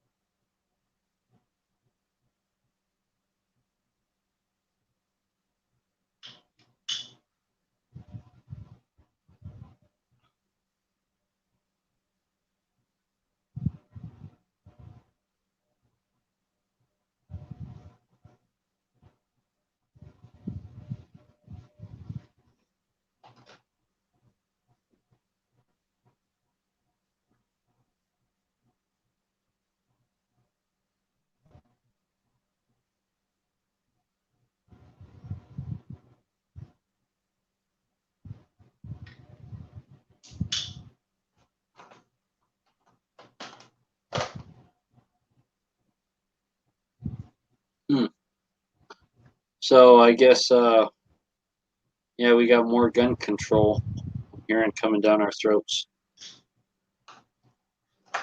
Yeah, it seems to never stop with these nutball shooters that keep shooting up places, and the media keeps. Apparently, What was it? apparently, the White House said Monday it has drafted legislation with the Justice Department that would expedite the death penalty for people found guilty of committing mass shootings. Right, so Well, that sounds like a good thing. Okay, they're not going to let them sit forever on death row, right? yep, So that that's sounds all good. good. That's saving us money.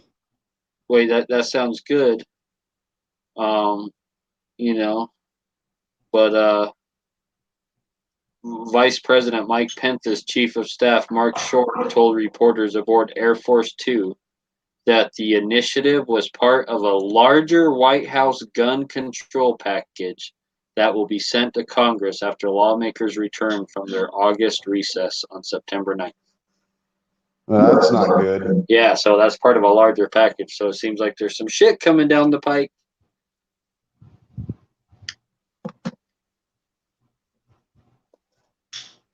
Let's hope for once in their life that the Congress gets their Republican man card back and stops letting these Democrats push through these unconstitutional and straight up illegal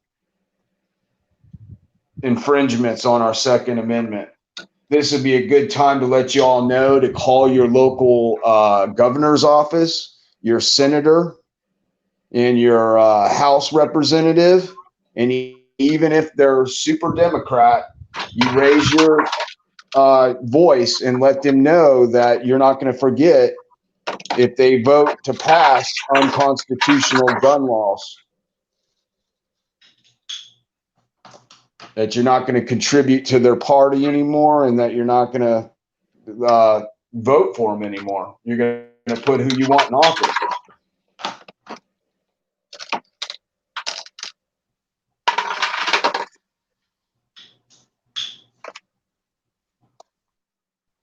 I'm just gonna start asking them what is it that you know about Hillary Clinton?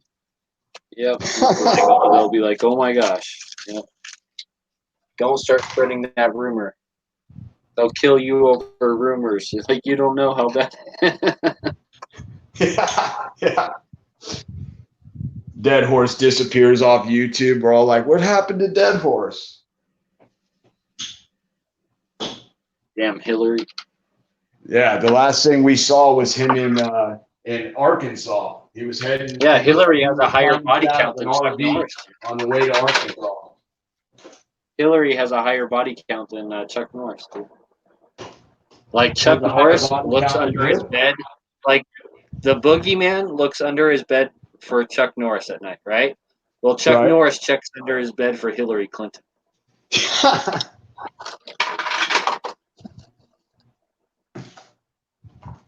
I'm just saying, I'm not joking. And to clean this up afterwards, just a little warm water and some Dawn detergent. Swish it around in there, dump it out, wipe it out with a paper towel, and that's as hard as that is. All right, Gun Loving Groundfall says, are the dies interchangeable with different kinds of presses? Yeah, 99.9% of the time, yeah. So almost all presses take a 7/8 die. There are some, and all the dies are the same thread pitch and everything. They're all pretty standard, so they all work in each other's presses and stuff. One thing I'd say is like a lot of times you want to use the same shell holder as your dies. That's not always the case, but it's just a good thing to do. And there are some more specialized presses that have 1.25" threads or 1.5" threads, but you can usually buy bushings that reduce it down to 7/8, the standard 7/8 stuff. Okay, so dies. All right, so what are you doing now? You got all those necks lubed? Yeah, I've got all the cases are prepped. What I wanted to show everyone was this is a resizing die. So let me look in here. Where the hell's the camera? I think my thing's froze. No, I can hear you, but I don't see you. Yeah, there it goes. Oh, there you go. There it goes. All right, let me see. If you look through here, you notice how shiny that is, that bearing surface. That's where your case slides up into. And there's a spot for the neck, and it's a little rougher. And the reason being is the neck part of a die is not polished because the polishedness causes the brass to adhere to it better. And what it'll do is stretch your neck and your the actual mouth out on the case and cause run out and concentricity. So what we do is die companies, this is a Lee die, 7mm-08. They leave the neck section a little rougher and they high speed polish with this polishing stone, the actual body. So the body is held tighter, but the neck is on a rougher surface so that it doesn't stick in there and in turn stretch. And basically, this is a decapping pin and expander ball. And if you look on here, you'll see the little pin on the end here. And it starts out small and tapers up big. And the bullet that we're seating is a 7mm, which is 0.284. So it's 284 thousandths of an inch. And basically, this ball right here is 282 thousandths of an inch. So it gives it 2 thousandths to 1.5 thousandths of neck tension on the bullet to hold it in, which we'll be putting a light crimp on it as well due to the fact that we're using this in a semi-automatic rifle, where that's not exactly necessary in a bolt action rifle. This just slides down inside here. And then what we'll do is we're going to lube the inside of this brass or inside of this case body with a shot of Hornady One Shot because it's an aerosol, and I can blow it up inside here just to give everything an initial lubing.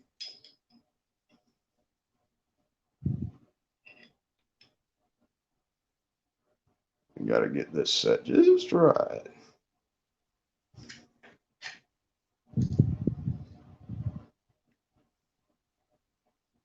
Let me see that head. There we go.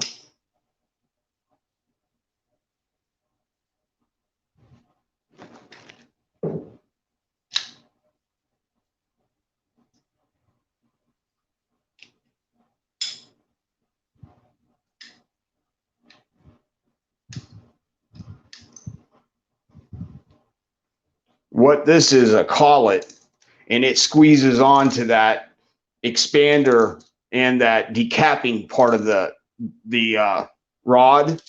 And basically, this die is set up so if you hit something obstructive down in your case with the decapping pin and the expander ball, this will actually rise up out of this collet to let you know you've come into solid contact with something. And you just loosen this back up, flush it back down, tighten it back up. But first off, check your case to see what's inside it that's causing you the issue.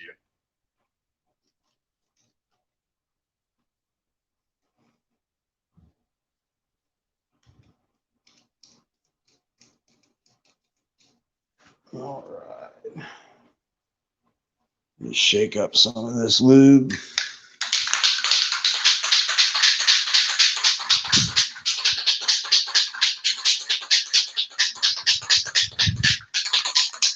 Give it a little blast in here.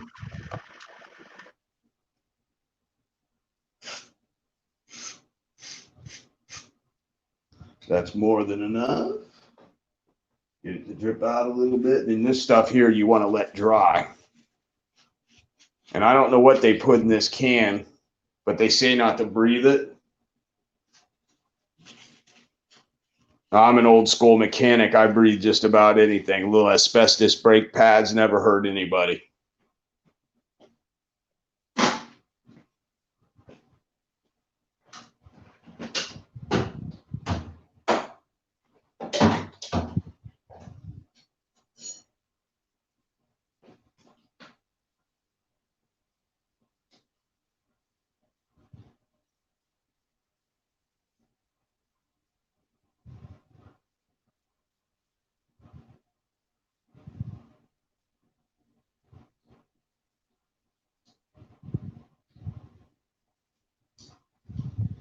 All right, now we'll move over here to the press and show you how see this some sets size. up.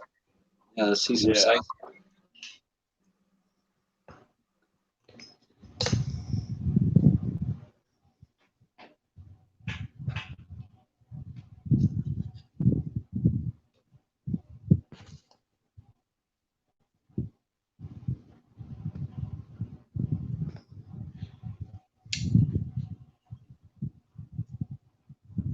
So we'll see how long this charge lasts. All right.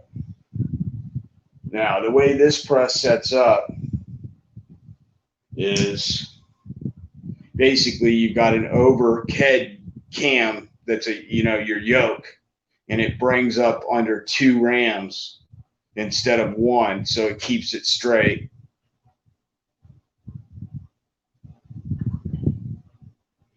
Basically, these line up. And what we do here is these are quick change. So what you do is you just slide your die in here, and there's a detent ball that's on a spring here that keeps it from flopping out. And the reason why they call this press the coax is this moves in and out this way, and the shell holder will move left and right. So speaking of which, we're going to go ahead and change this shell holder out to the larger size. And of course, I don't have the right size Allen. That one's for the... So we'll go up a size. I'll be right back, Dave. I'm going to go wash my hands. No, you got to keep dirty hands. What is wrong with you? Dirty hands.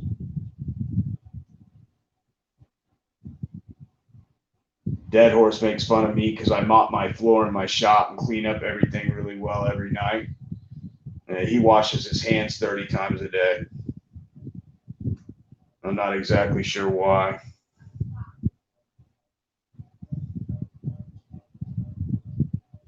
Once I get this cap screw, if I can ever find the hole loose enough, should be able to turn it with my fingertips. There we go.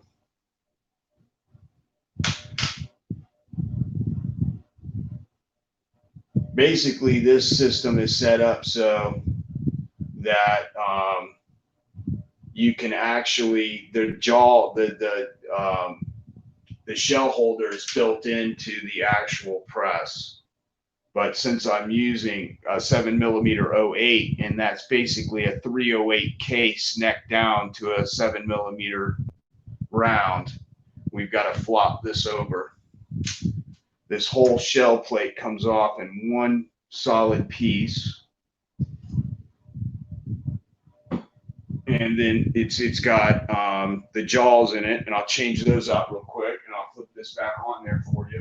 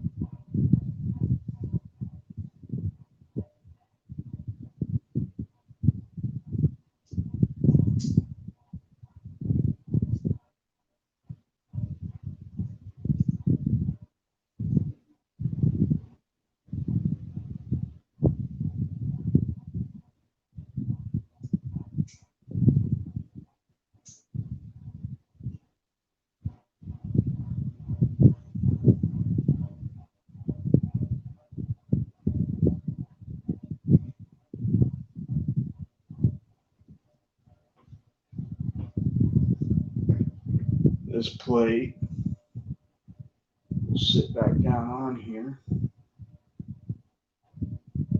Of course, what I need to do is space that. Let's see what I need is piece of shell brass. Okay, I washed my hands. Got me a hot pocket. You still don't got all that brass size? What are you doing? Easy, cowboy. Thought you would have had that stuff sized. I didn't have it pre-set up then. Ah, I had to change the jaws of life. you got them all All changed. these things. And basically, I'm gonna have to do this one-handed, one-eyed. They call me a man of I many thought for that much talents. money that they would make it like so it was like auto changing jaws. Like a little robot would just pop out, come out, change the jaws for you. Yeah, I'm down with the robot jaws.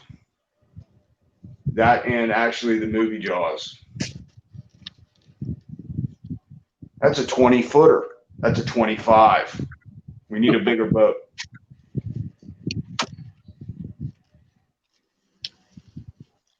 All right. Oh, Come on, find your hole. There we go. People bitch a lot about these jaws until they do this a couple times, and they're like, there's not a big deal. And plus, I just went from the large jaw setting or the small jaw setting for 223 to the larger setting for 7mm. the 308. Yeah.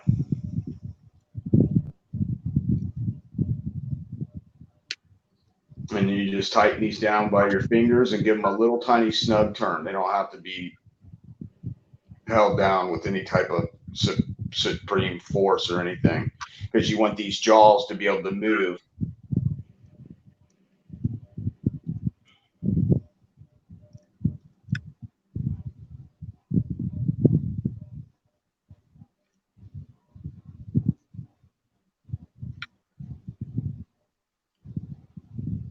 If a blind man can do it, anybody can do it. Just a little snuggie. Get in your hole. There you go. Little snuggie. All right, now we'll see those jaws open up when I go all the way down, and I got good movement here. If you could put the camera maybe just a hair closer, I don't know if it's going to be in your way, maybe off to the side. Like, is there any way you could get us a hair closer? I can try. I don't want it in your way though, reloading. So. What kind of view you got there? Yeah, that's pretty good. I can see the jaws now better. Yeah, and you see when you go up, those jaws automatically close. Yeah. When you go down, they open. So that when I put my case in there, I just set this down in there, and the jaws will close on it and grab it. They're locked in, won't let go until you come all the way down to the bottom of your stroke. But what I'm going to do is I'm going to set this die up. I'm going to go up. I'm going to crank this die all the way down by holding the lock ring on it and cranking this down until it makes contact with my shell holder, just like you would with any other type of press. Got good firm contact. Of course, I have no line on there. Hold on a second. Grab me a little towel.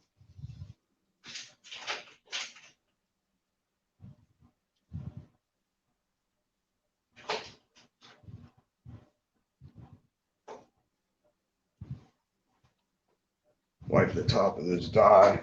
I got enough stuff jammed over here. It's not gonna make me crazy.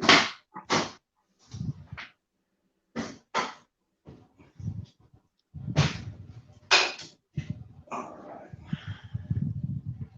Get me a little action on this. This way I can tell exactly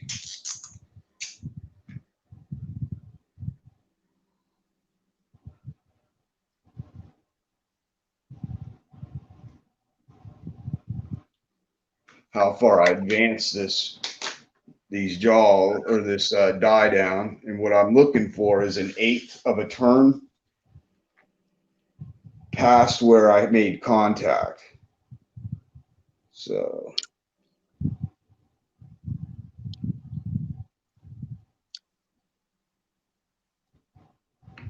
there we go. And then what I'll do is, let's see here, go ahead and tighten this lock ring down. And even though I'm spinning the die right now, I'm just spinning the lock ring. I'm not actually spinning it on the die itself. Let's see what's going on.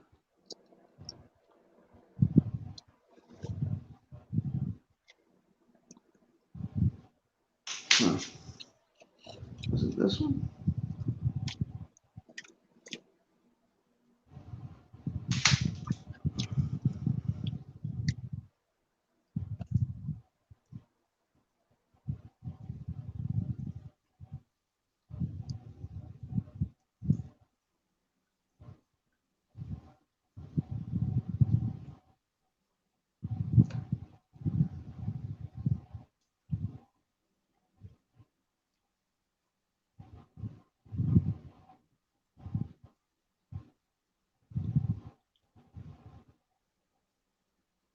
So he just locked that lock ring onto the die now? Well, I'm trying to, but what I'm trying to make sure is that I got the right amount of tension on this thing, because I just moved it by accident. So we'll crank it out, put it back down. Now that I got it, tighten her up.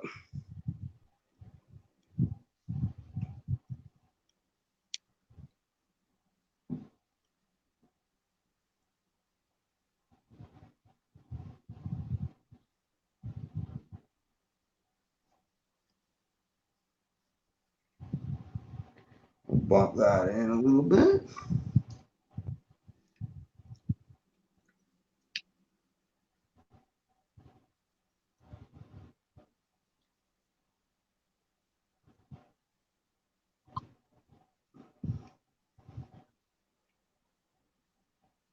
know what's going on with the ball on this thing because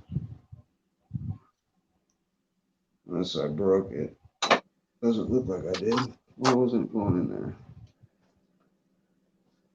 Ah, there it goes. All right, that's nice and tight. No worries there. All right, so first piece of brass.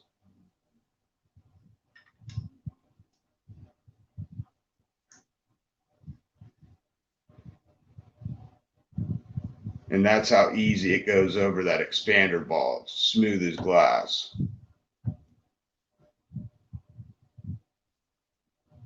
Coming off the expander ball? Hold on 1 second. I'll be right back. Okay, brother.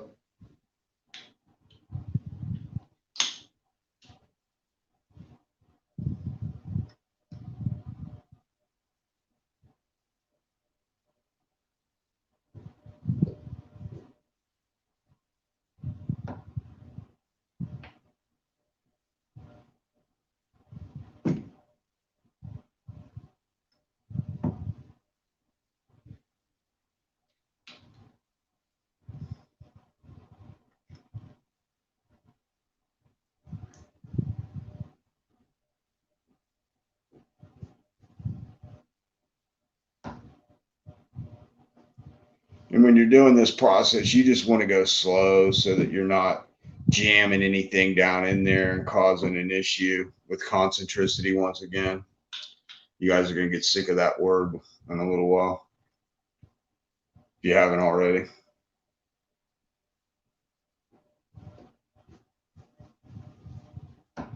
This really isn't even bumping the shoulder that much. I can barely feel it even trying to bump that shoulder, which is good because usually these star lines come just about plus or minus 5 thousandths from Sammy spec. So really we're doing this not so much to bump the shoulder back at all. We're just cleaning up the mouth and making sure the mouth of the case isn't deformed from being in a box of brass rattling around on its way to me from Missouri. And making sure that the neck or the shoulder is at proper depth.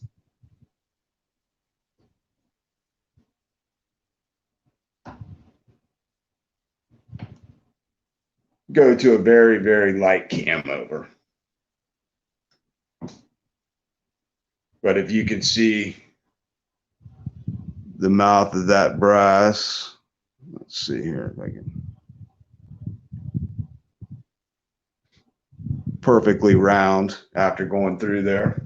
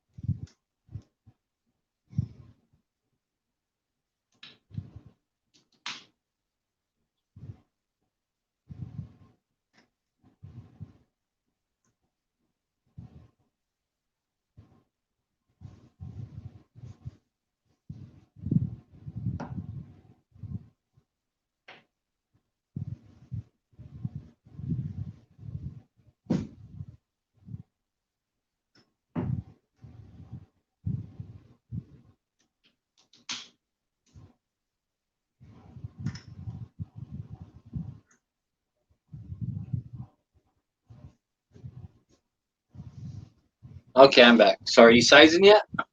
Yeah, I've already sized. This is the 10th cartridge. Oh, snap. Okay.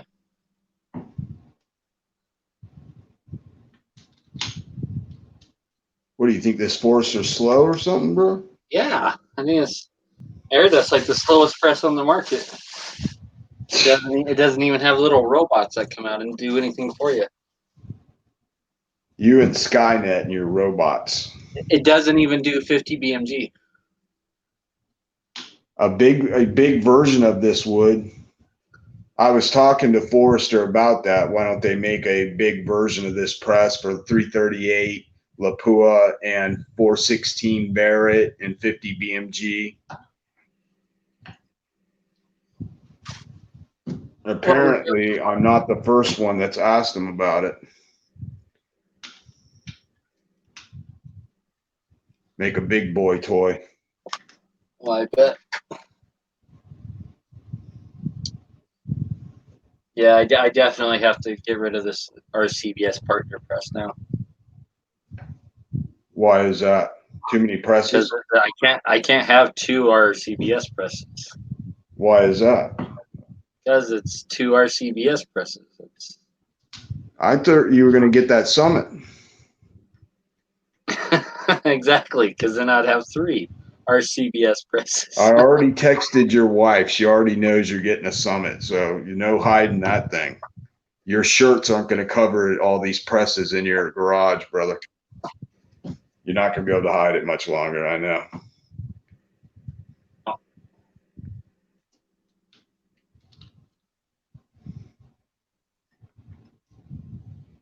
Actually, your wife was pretty cool about it. She was like, "Oh, really? He's getting a 50 BMG press. Well, then he can't complain about us shooting the 50 anymore." Yeah, that's exactly what it's going to be. Everyone and their dog wants to shoot the 50 when you have a 50.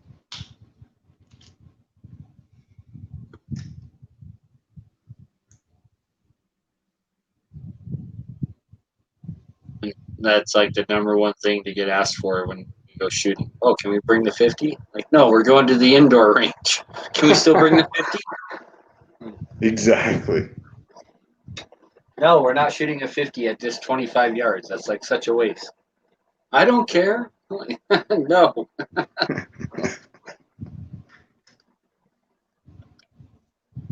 One of the first times I shot one, it was at like 25 or 30 yards. And it was an outdoor range, but everyone was at the rifle part, and I just wanted to shoot it. I popped a couple rounds through it. Now, if I would have known what I know now, I known back then, I probably wouldn't even have shot the gun because apparently this particular manufacturer, I'm not going to name names, but has a reputation of their guns blowing up in people's faces. So You gotta be careful about that, dude. yeah, because that's a hell of a lot of powder. It's like putting your head behind a stick of dynamite with the wildly coyote at the trigger.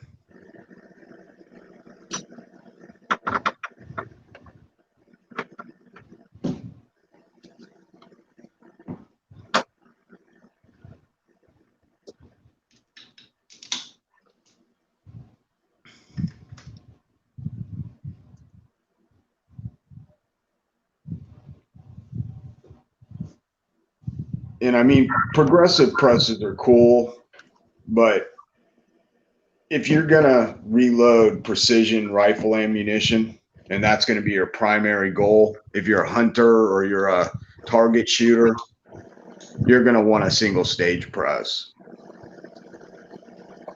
And the thing is, even if you get a progressive later on, you'll still find uses for that single stage. I'm kind of slow, Dead tells me, so I don't need anything that progressively fast. I can go with the flow. Put on my Barry Manilow Summer of '78 and jam out.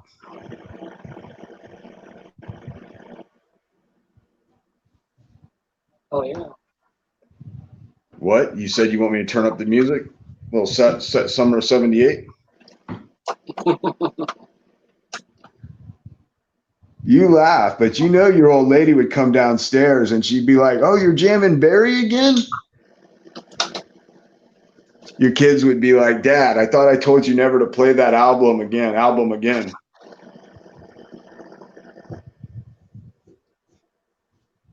Hey, that's the perfect thing, Dad, that I have totally forgotten is the fact that you can like embarrass your kids beyond belief. Like wait till the kid's girlfriend comes over again and put on some like Barry Manilow and crank it and be like, you're getting down, you know, jamming it and be like, and be like, walk up to like your I only friend. do that if I don't like the girl. Then I embarrass them. If I like the girl, then I won't embarrass them. And I'll see him on this. You let the kid go ahead and do that. That was my biggest fear when I was a kid was like my mom. My mom was a really fun, good person, but she loved to embarrass me. And she didn't do it on purpose. She just did it out of love. But oh my gosh, sometimes. So are any of those cases sticky? Coming back out of the back? Oh, not at all. They run like they feel like they're wet. They're this. I'm telling you, you guys try this method if you haven't got your own method yet. You know, down where you want to give this a try. Yep. I'm telling you, even if you're running a Dylan, I'm telling you, you go ahead and lube your cases like that. There are no dents on these cases whatsoever. No hydraulic dents. No anything except black spots. And those black spots are from Midway. From Starline. Well, no. This is what happened. I bought in brass from Starline. I bought it Starline from Brunel's. I bought it from Graffs and Son, but I think it's just called Graffs. But his sons actually do a lot of the work there. And Midway comes in these boxes that are little cardboard 50 round boxes, where most Starline will come in a bag of 100 pieces, and it'll say Starline brass, and all their ad logo and stuff on there. I think that Midway buys the brass in bulk and then they package it into small containers, because Midway is the only place that you can actually get 50 round packages of Starline. But I have noticed in the last few batches I've got from them, this being 7mm-08 and a couple of batches of 308 and one batch of 30-06, that they've got some black dots all over that almost look like black mold, but they're like tarnished spots. Well, I read on the internet that's where the zinc has leached out of the brass. Oh, really? Yeah. So it's almost like an electrolysis process or something taking place, and it's not supposed to affect it at all. So it's not supposed to really affect the brass at all. But because I read other people had problems with Starline with that, and they were asking like, how come my brass has all these black spots? And there's an old NRA recipe from the NRA that's supposed to be like the best one to take that stuff off. Oh, yeah? And yeah. And you haven't told me this yet? I did tell you about the NRA recipe. What is this top secret recipe? I don't know. Like you just gotta search like NRA recipe black spots on brass or something. And but that's the one that works. I can't remember what it was a mix of. Like, it was a mix of something, but that they were using to clean their brass. Probably something acidic, maybe. There's something in I think they were using stainless steel pins in a wet tumbler, and then they added something to it. Something. Well, that's how I tumble brass. I mean, I do it both. I've done it both ways, but the stainless steel pins in a wet tumbler, I've got the Frankfurt Arsenal. And I know Chico out there has got the Frankfurt Arsenal Light, the smaller version of what I got. And basically, that is a really good way to tumble brass, because it puts all of your contaminants in a fluid, which is water. and then you can dump your water down your commode or in your neighbor's garden, wherever. Yeah, I'm just kidding. And get rid of it without it getting airborne. Where tumblers sometimes will cause it to get into the air just from the, you know, the tumbling action that they do inside, the vibratory tumbling that they do.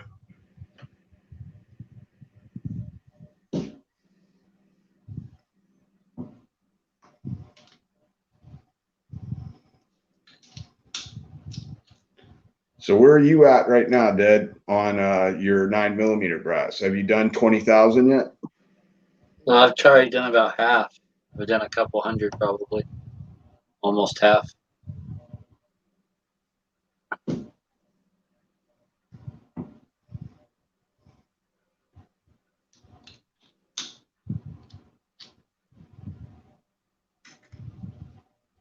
See, like if I move this case all the way over to the left, watch it when that, you see it move to the right, it grabs it and centers it. And then this whole thing will free float left or right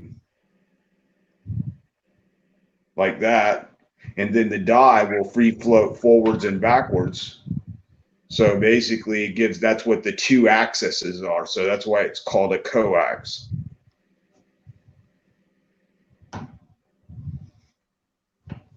The Army Marksman Unit at Fort Benning, Georgia uses this press to reload their 308 Winchester and their 300 Win Mag.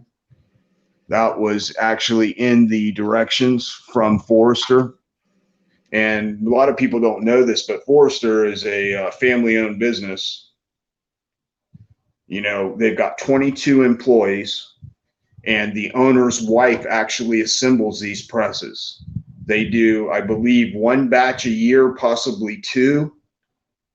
And you got to wait. Usually, if you don't get one, you got to wait 6 months unless you buy a used one on the market.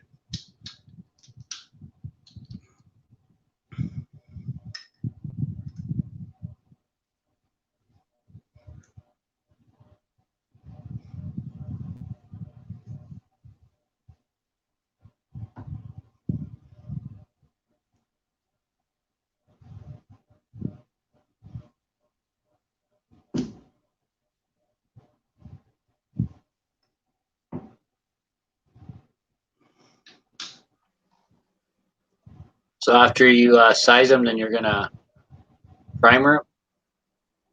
Yeah, I'm going to wipe the cases off with a rag, and then I'll go ahead and prime them. And I'm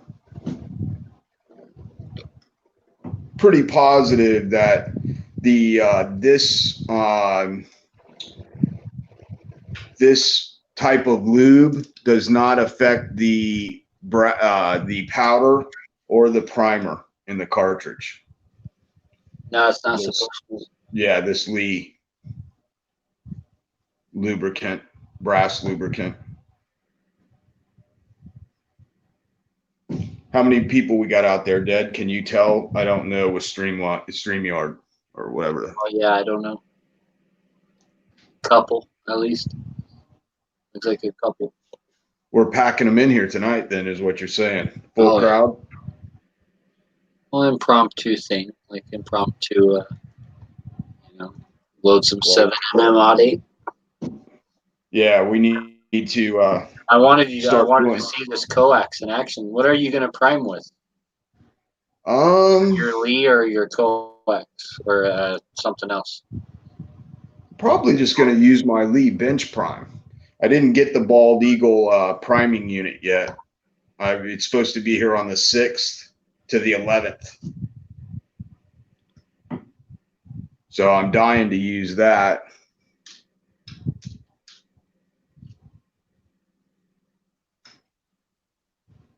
But I mean, really, I could prime on the press. I could prime on that. I mean, the good thing about priming on the Lee bench prime is that I don't have to make contact with my hands onto the primers, which gives me the benefit of not getting finger oil from me touching oiled machinery in my shop, or, you know, anything that's got oil on it. This presses the two rams that look like hydraulic rams.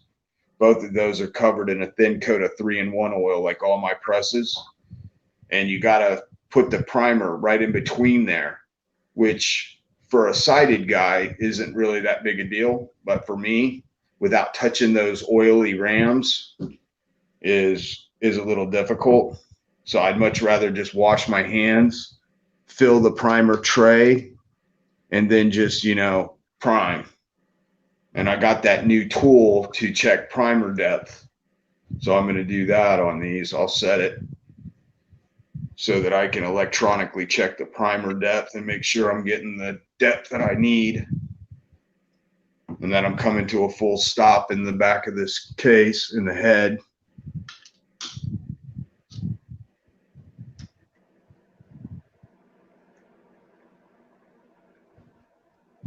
Yeah, we're going to have to do more of these shows, Dad.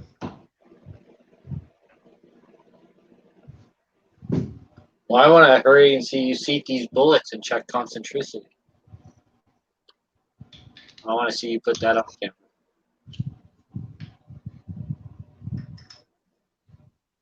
What are you going to use to powder? What? What are you going to use to throw the powder? Your lineman? No. I'll use the lineman to measure it, but I'll use the powder thrower to throw it.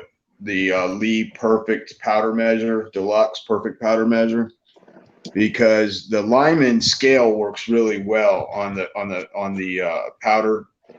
It's a powder dispenser, and basically, I've had trouble with it throwing overcharges and just throwing charges plus or minus 0.4 of a grain. And this is rifle ammunition that's going to be shot out of a precision rifle, and I do not want variations of 0.4. And I even sent the thing back to Lyman. They said they worked on it and sent back the exact same thing that I had issues with at the beginning with. So they're not on my good list right now. I figured for something that was almost $300. Well, we should have a show where I help you play around with that and fix it. I know And there's send the link to Lyman. Yeah, and I'm telling you, there's a lot of tricks to do on those. Like the 223 case works really good. Stuff like that, because it gives it that bell at the end, so you don't. Because most problems with the electronic dispensers is overcharge, right? That's usually the number one. Well, it just doesn't seem to slow down fast enough to. Exactly. That's why that 223 case with that shoulder in it, and it's coming out the neck of a 223 case. That's why that'll slow all that down. Okay, and the cool thing about this this press to change dies, that's it. You just pull it out. I'll find this spot because I'm a little retarded sometimes. All right, take us over to that bench prime. Yeah. Well, I got to wipe the backs of these off before I stick them in there. Let me get me a rag. Where did I stick that rag? Get me another one. One of those little gidleys.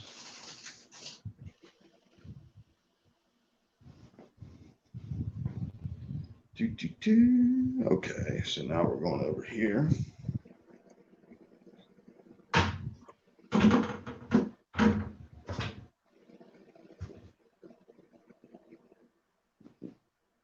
Can you see that bench prime? Yep. Hey, can you get us any closer? Man, it's like something's up with the with StreamYard on the close-ups. Oh, like you're just pretty far back. Well, dude, I'm actually 14 to 16 inches away from it, brother. Oh, okay. Can you see it? Yeah, it looks like a problem. Yeah. Okay. And I still got to be able to get behind it.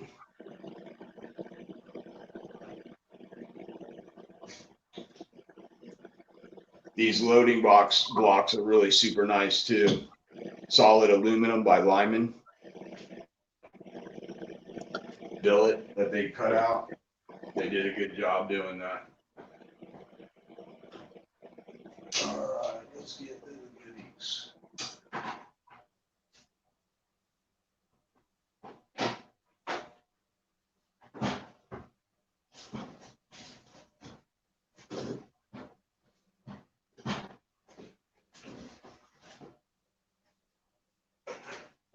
Did you send G a link to this? I posted on the front page of Gun Channels. Oh, okay, that's right. I just posted a link up there. So yeah, anyone who wants Hey, to if go. you guys aren't members yet of gunchannels.com, go on over there and get signed up.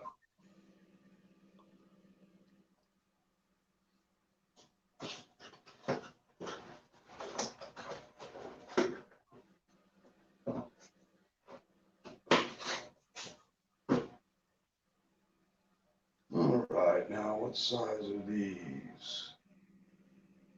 Let me grab the gypsy.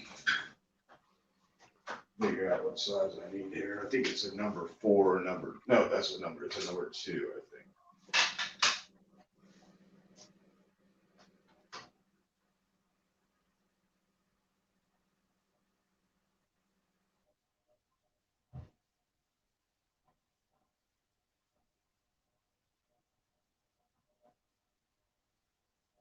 Yeah, it's a number 2. Old number 2.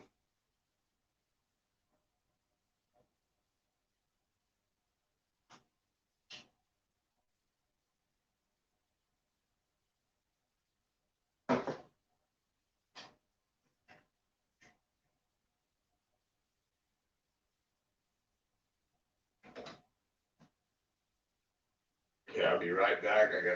Well, I guess I can do that in here and just breathe that smell of non-goodness. Powder blast. What shell holder did you say it was? It's got its own from Lee. What number? Yeah. It's a number 2. Wow, I just stunk up my whole room. Oh, that denatured alcohol, boy, that stuff's strong.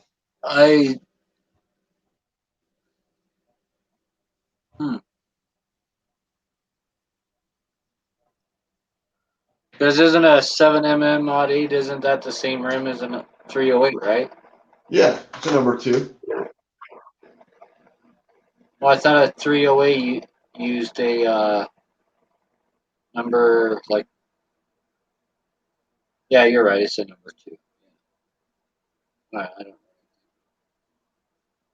You don't reload a lot of 308. No. You're more of 223 and 9mm with like 40 and stuff like that you do on a single stage. Is that correct? 223, 41 mag, 40 9mm, 22 nozzler. That's mainly what I've been reloading.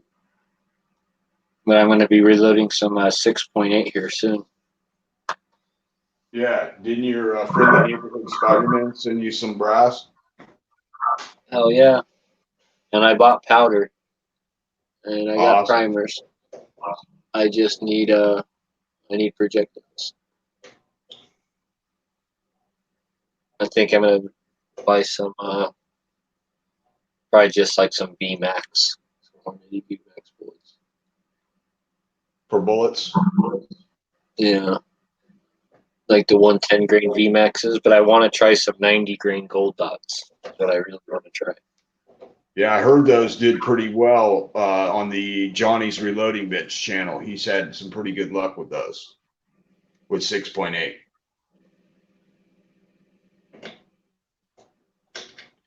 That's another thing you'll find about the reloading guys and the gun channel guys and everybody that does gun channels and reloading. Everybody's like a big family. Everybody gets to know everybody. Everybody's real, will help you out if you have a trouble with something, you don't understand something. Dead You still horse haven't legend. broken that C press? Believe it or not, no. So now when you do these primers in your Lee, what is that called? The Lee Auto Prime? Is that what it's called? Lee bench prime. Bench Prime. That's it. Lee Bench Prime.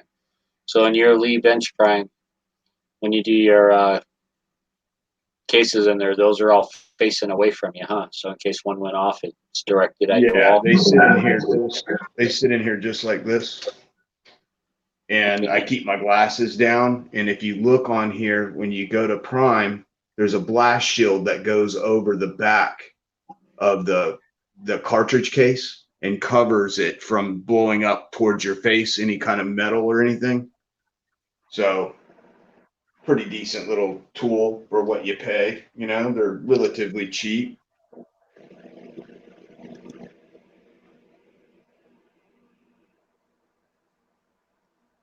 I'm not saying they're not without their little flaws and stuff, but I haven't found a piece of reloading equipment on the market. I don't care if you spend $100 or less, or if you spend $2,500 or more, you're still going to run into some issues.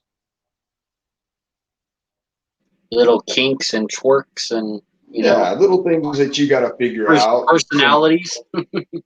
Yeah. Presses can kind of have their own personality. Yep. Like I figured out for like progressive presses that if you don't prime on them, if you prime off that press, like you're golden. You're absolutely golden if you prime off that press. Like Yeah. all As soon as you start presses messing run with, so much better being all yeah. progressive presses, and you never have the same kind of primer seater depth feel seating presses, and you don't know it till it's too late that a primer went in sideways or something weird happened. Yeah. After you already have the cartridge completed and it spit it out. Or maybe a case didn't even get a primer at all. It didn't even feed a primer at all or something. And I'm it's just saying, leaking powder all over the place. yeah, like 90% of all progressive press problems are always like primer related. So if you just primer off the press, boom, like your progressive presses just run great. And you can resize after primering and all that. Like you can buy the expander ball or just literally cut the actual decapping stem, cut that off. A lot of the die manufacturers like Mighty Armoring, they make it so that you can remove, and I know Lyman does too. They make it so yes does too, yeah. The leaves you got so to cut off.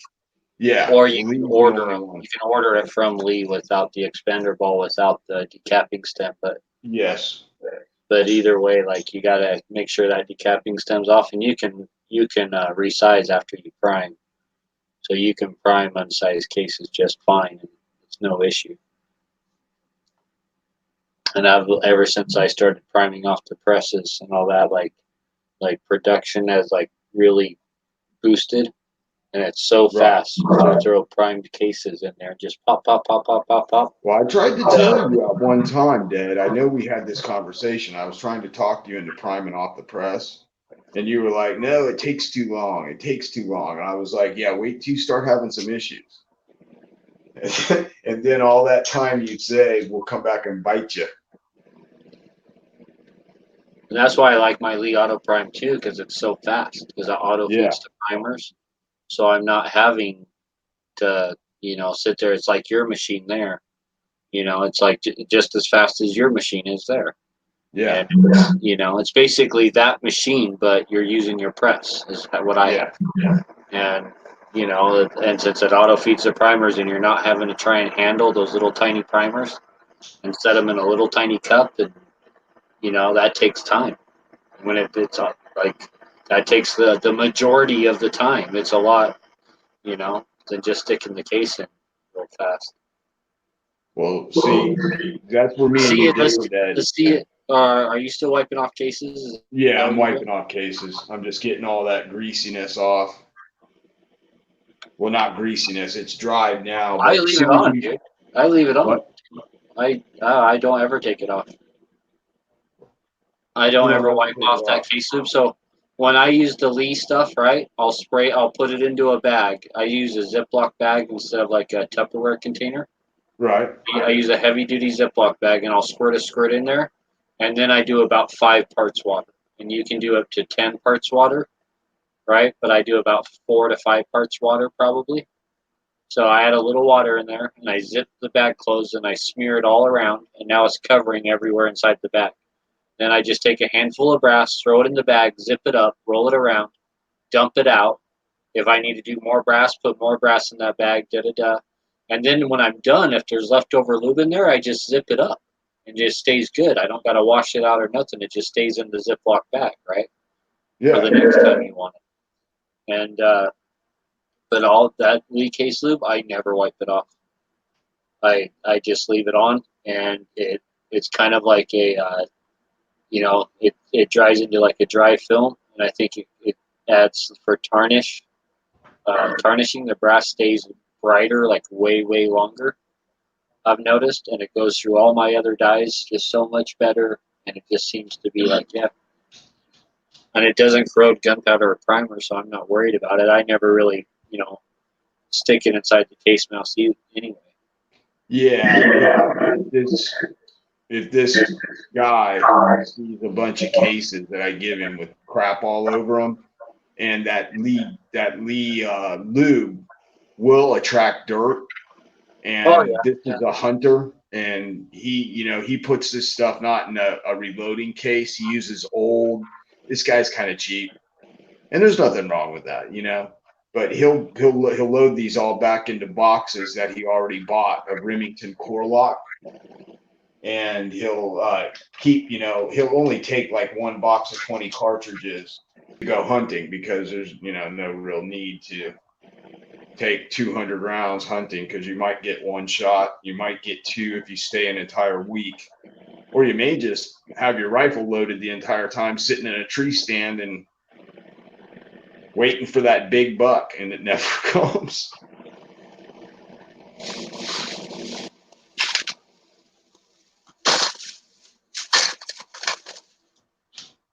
What I was going to say, Dad, was you hate handling those little primers with your fingers. And it just so happens that I have small hands and small feet, so I'm used to handling small things. And I have no problem with primers. well, it can be an issue. Some people don't have the dexterity, or they have arthritis, or the shakes a little bit, or whatever it is. Yeah, I got shakes. Yeah, like if like someone, some people haven't had their 6 pack by 7:30, and they're saying they're shaking. Yeah, exactly. You know how I do it. You know how I do it here in Florida. Got to have me a 12 pack of old Milwaukee's best by by 10 o'clock in the morning. I can't even say that with a straight face, because I've I'm not seen gonna say people it's do like that. shakes, but I was reading this article about like energy drinks and shooting and Oh stuff. yeah, Where these guys went out and shot, right, and they shot all these different guns in groups, and then they all drank like energy drinks, and then they went back and shot, and apparently like supposedly their groups opened up, right? oh yeah. But I'm Your thinking, blood pressure increases. but I'm thinking they didn't mention in the article the guy's regular habits. So maybe these guys never drank energy drinks, so then they get like super wired to them, right? Opposed to like someone who maybe like drinks it every day. And they were also talking about coffee being the same way. Like people who Yeah, drink coffee are worse shooters, and that if you want to be like top of your game shooter, like you need to stop drinking coffee. Like no joke, I've heard that more than one place. Um, yeah. Anything that's going to accelerate your heart rate well, anything is that's like going a to, stimulant, yeah. I guess.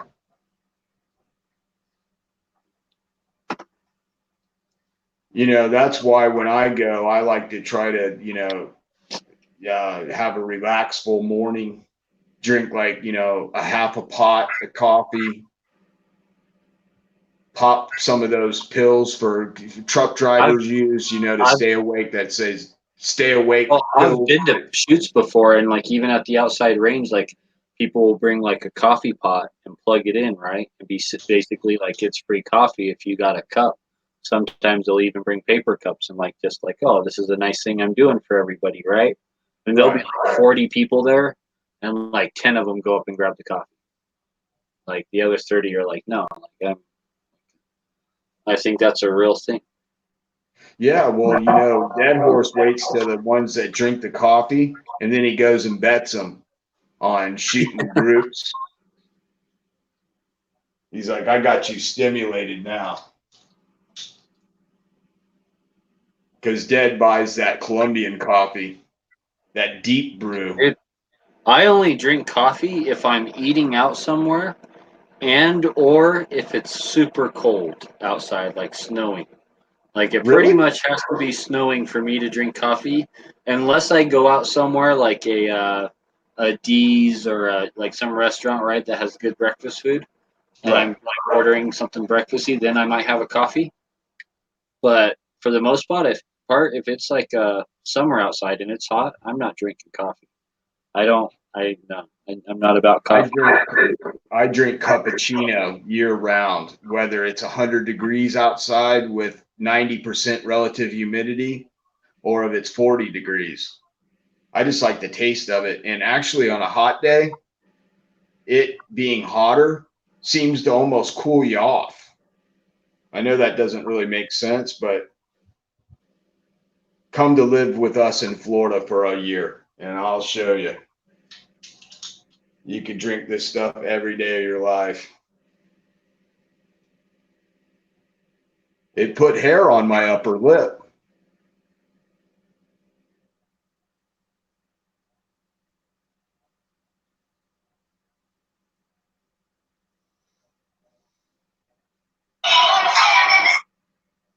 Good Lord, what was that?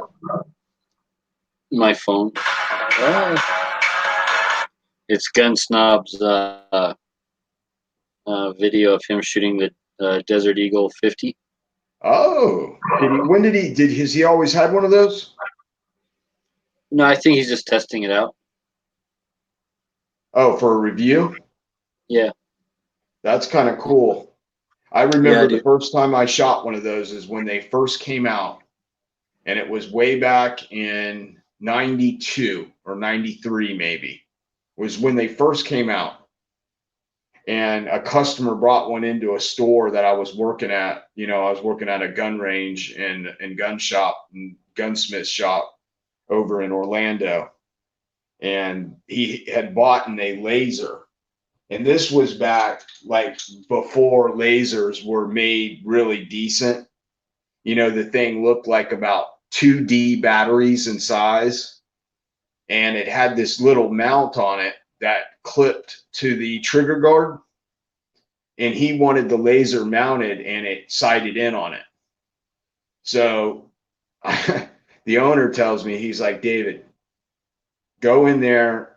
And we just put this laser on. And he's like, go in there and get a box of that Samsonite ammunition and go in there and sight that 50 Desert Eagle in for the customer.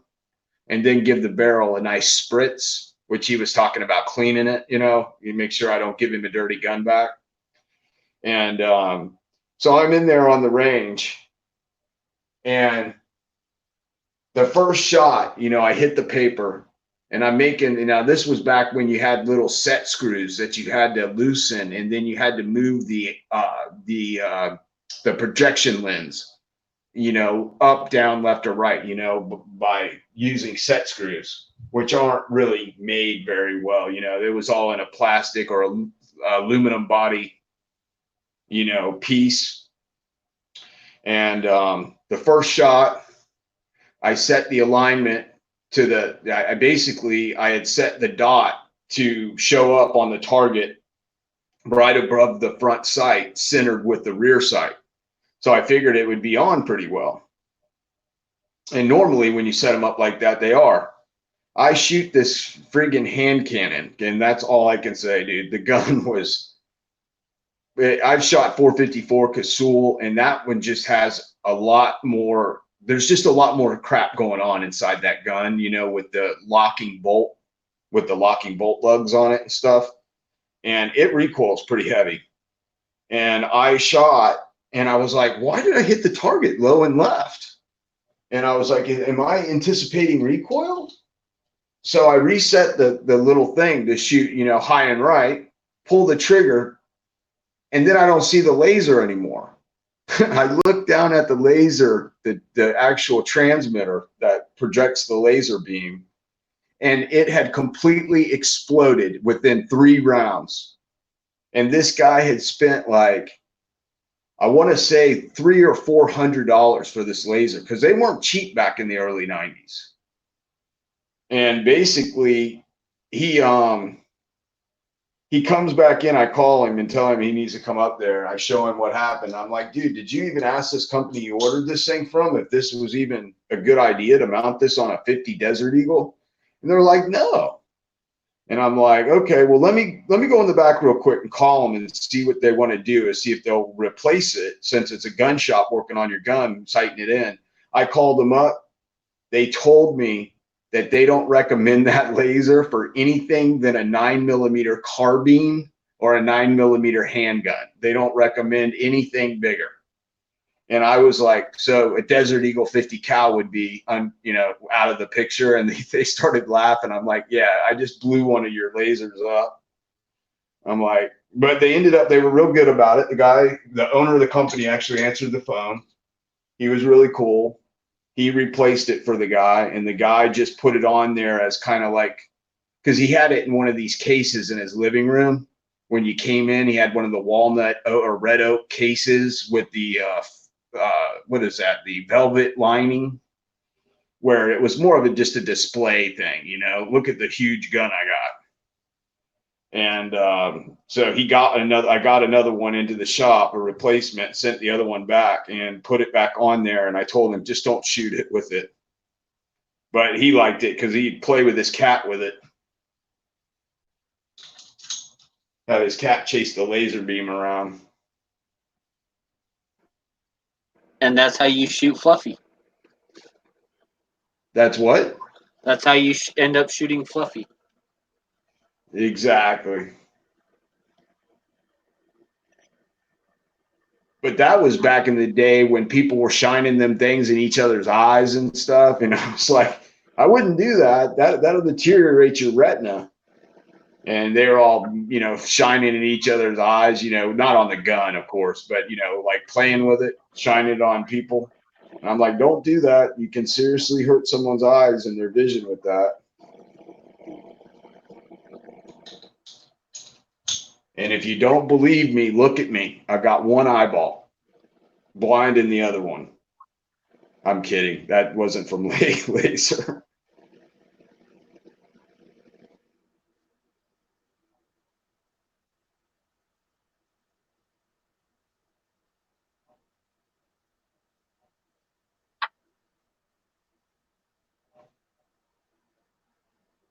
So basically, So you been wiping those things off yet? Like, holy crap, you just dump you them know, in a it would help towel. if you. You It just would dump them help if all in a you. towel and grab each end of the towel and go up and down with your hands. They just all rub on that towel. Look at They you. just roll inside the towel. I'm trying to clean these cases off and get another inspection. Oh, okay. You know, I'm trying to make Okay, sure okay, that okay. everything is the All way right, it's you pulled supposed to. I'm being inspecting Trump cards. That ain't a trump card. That ain't a trump card. That's a Yeah, serious you thing. can't The say more anything to that. You can't say anything to that when someone's like, "Oh, it's like an extra safety step that I do." Like, you can't say anything. exactly. Don't be messing with my safety.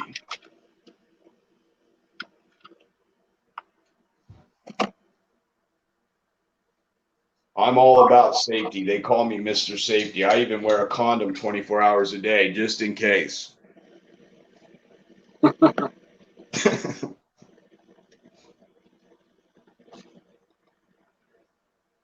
What do we got? About 700 people out there watching us right now? Yeah, something close to that. Yeah, I can imagine. Looks like Scott's out there, but he's too. He doesn't reload. He's not a reloader. He's just gonna keep buying his ammo at Walmart. No, actually, Scott He's isn't. yeah. He's going to sell his 223 and his AKs. He's gonna sell his ARs and AKs because Walmart doesn't sell ammo for it anymore, and he's gonna just shoot a Mosin Nagant from now on. That's all he needs. Is a Mosin Nagant. He's probably cussing you right now. Are you kidding me? That's all you need, dude. Like, who needs more than a Mosin Nagant? Like, put a bayonet on that thing. Like, bam, like your ultimate home defense weapon. I think what everybody needs, this is for the Diane Feinstein and all you people out there, is a bolt action 20 gauge shotgun that holds a total of 3 rounds when fully loaded. That's what they want us to have. You know, 20 that's gauge, all I you was thinking need. more 410. Yeah, there you go. But the only problem with the 410 is you can put a what is it? Is it a 4570 in there? A 45 Colt. Oh, 45 Colt. That's what it is. I'm stupid. Yeah, the 45 Colt in there. That's a little bit too much power. If it has the right barrel. If it has the shotgun barrel, it's not. Accurate. You're not supposed to. No, you're Oh, not supposed really? to do it. Well, because the pressure.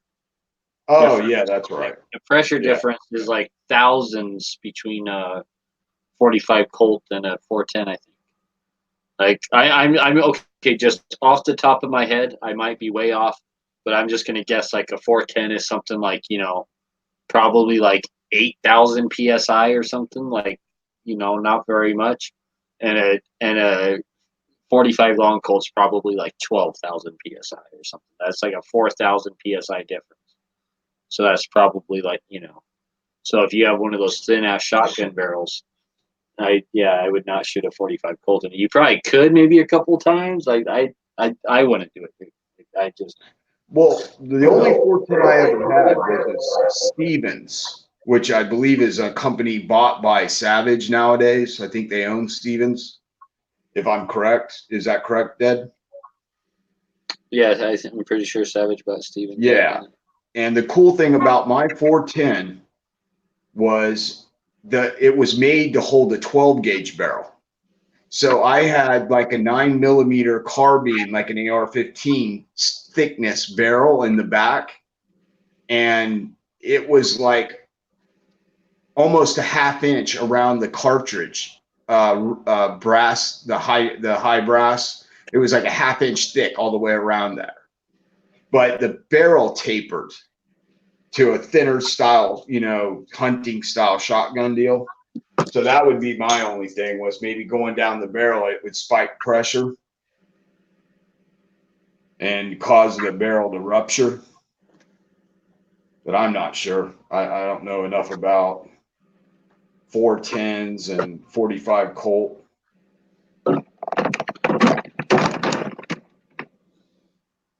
Yeah, if I just type in like, let's say 410 chamber pressure. Let's see here. Is it okay if I call you the Googler? Yeah, let's see. Most shotguns are rated 10 to 12,000 psi chamber pressure. Yeah, that's not very high.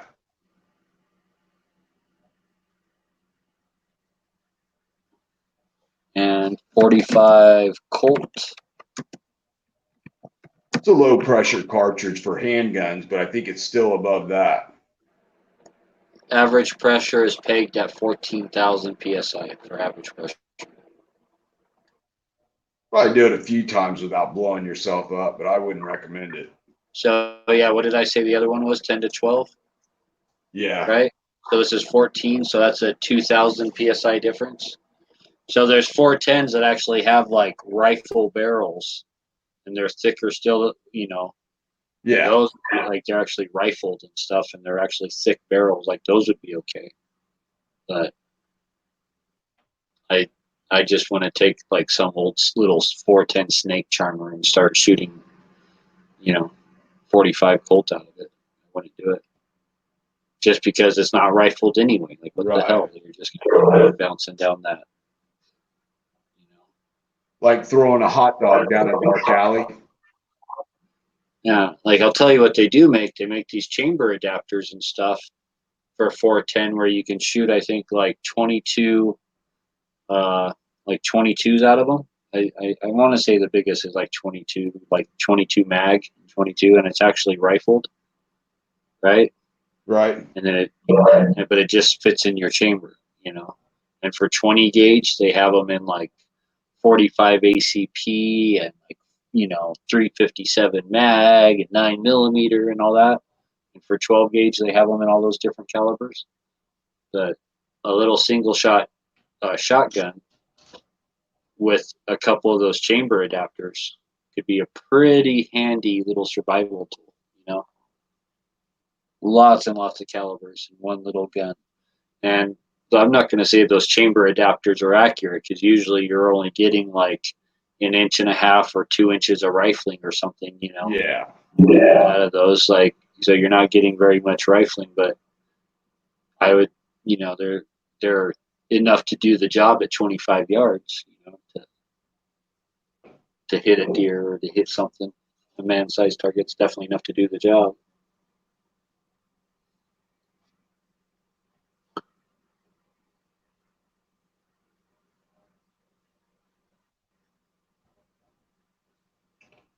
Hooray, I Now I get to got use my Forester micrometer tonight for the first time.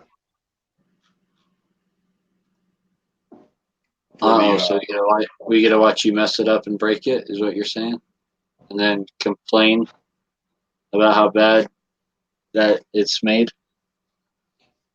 Is that what's going to happen? Dude, don't predict. You know me too well. He's like, I know he'll get mad. You what? Nah, I think it'll all work good. That's pretty high end stuff. Yeah, those things are pretty decent. I got the Redding one for 308, but I like the fact that Forester, because I just thought, I'm like, they're both Seton 7mm bullets. Why can't we just change the sleeve out? And the girl on the phone was like, I haven't even thought of that. And she was like, let me ask one of the guys that build them, and got back on there and says, sure as hell, you can do it. I'll just send you the little, the extra body sleeve for the body of the die. And you just change them out from the 7mm to the 7mm-08 and, set it up the same way. And there you go. I was like, you just saved me 80 some dollars because Brunel's was having a sale on them.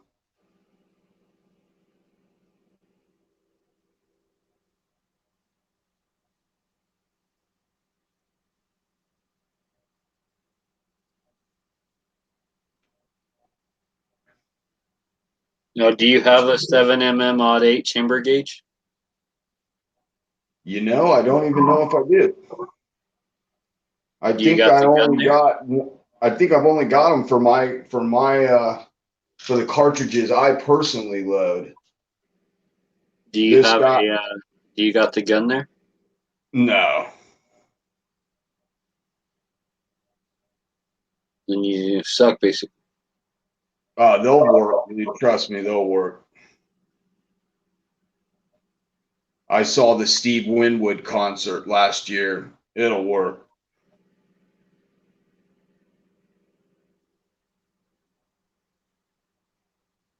You guys ready for a little Belinda Carlisle Circle in the Sand reunion tour? I want you to hurry up and finish wiping down those cases. I'm wiping as I'm talking, man. I've only got 5 left. Like, each one of these things I touch my hands on, put my hands on them, and rub them, polish them up, make them nice and shiny. Just like my gold tooth. I could only afford one.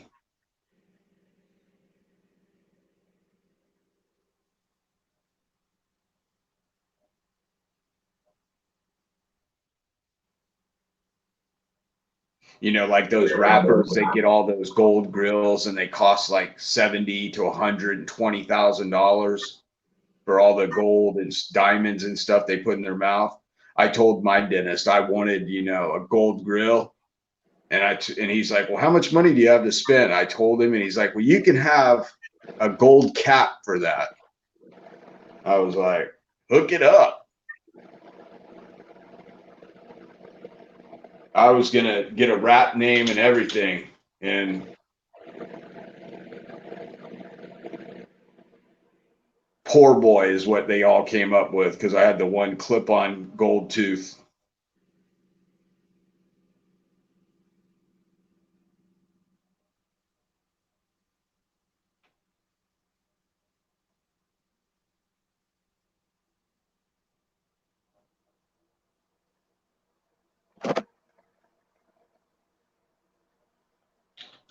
All right, Dead Horse. Name this movie. Are you ready? Yeah. Dude, don't worry. My dad's a TV repairman and he's got a totally gnarly set of tools and I can fix it.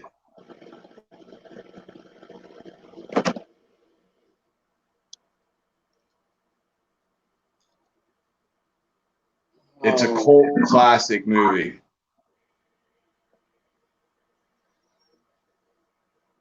Give me another hint. Spicoli. Spicoli.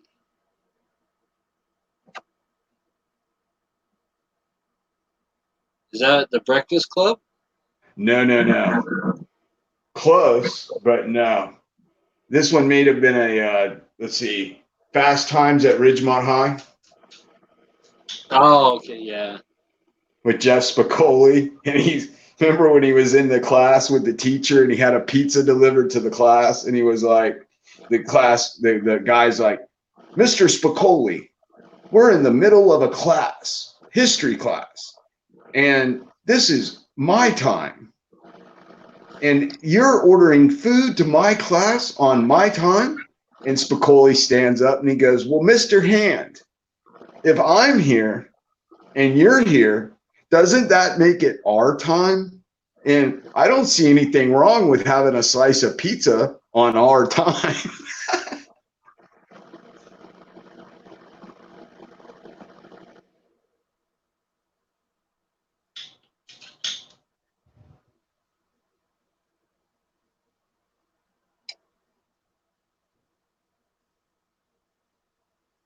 With The Breakfast Club was a good movie too.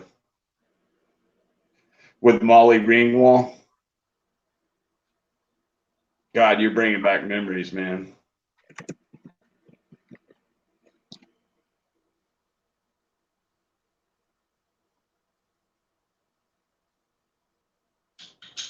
All right, let me get some primers.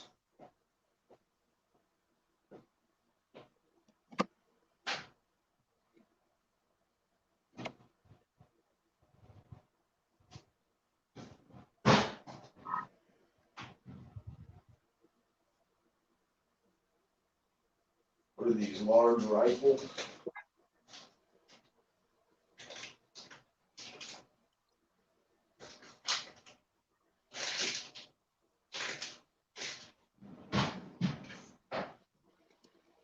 Yeah, I've gone through 1,000 primers, man. Jesus, I'm almost out. Only got a couple hundred left in here. I'm running low.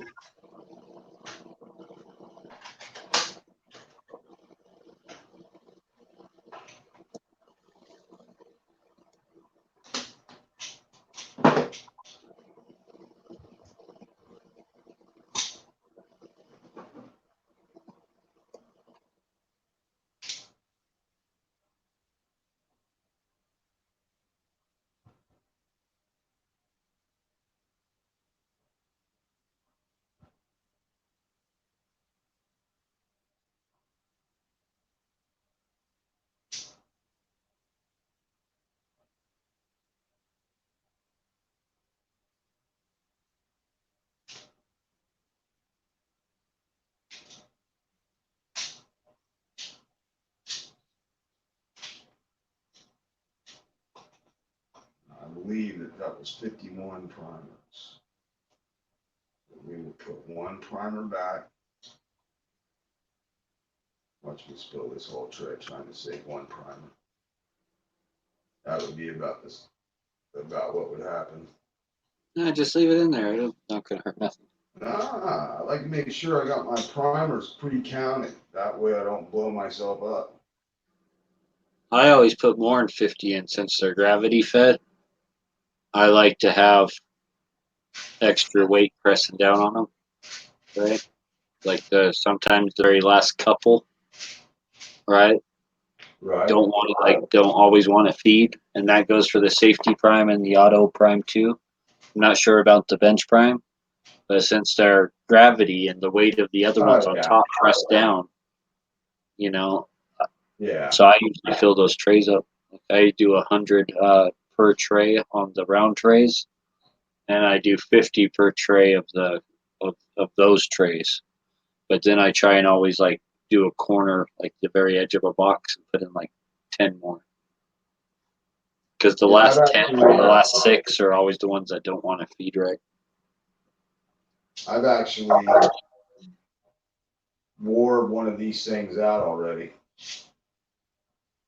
This thing here, I got to go all the way to on, then back to lock to keep it from pouring all the primers out. But I've got like 4 or 5 of these things, so no real worries there.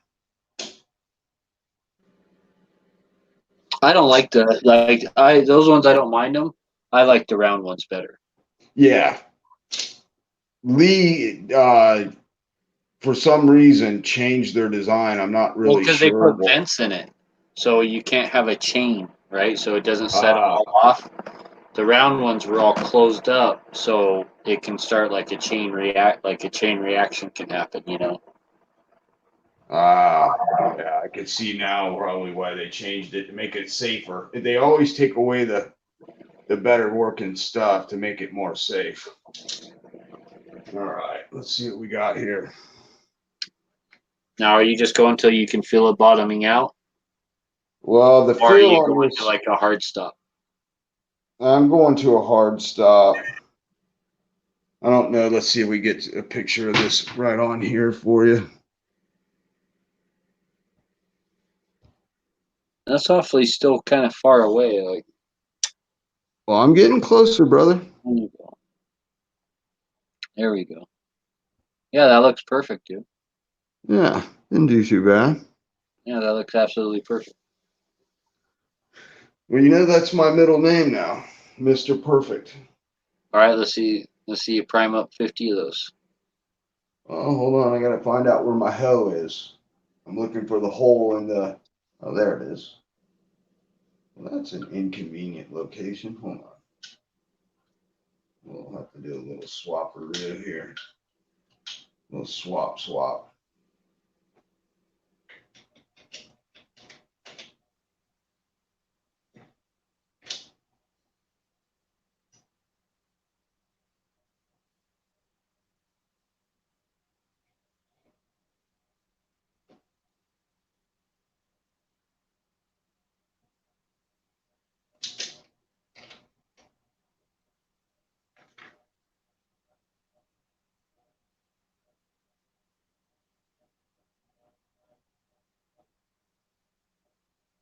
Feels pretty good.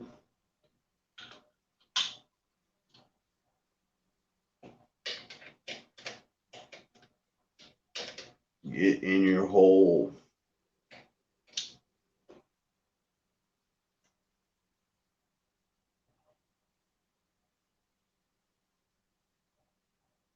Getting a little bit more feeling out of this. Maybe this thing had to break in a little bit, this new one.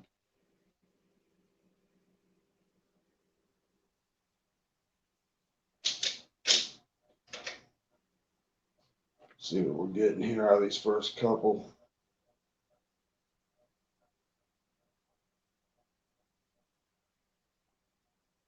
Okay, I got to go get something to drink. These are all going. Let me finish up the first 5, and then I'll go grab my cocktail. Which, by the way, ladies and gentlemen, do not drink and reload. I'm joking. When I mean cocktail, I mean diet Mountain Dew.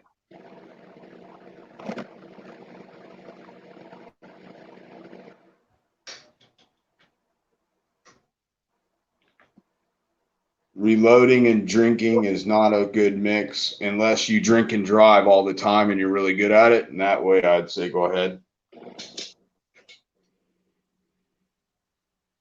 I don't hear any laughter or chatter. Mm.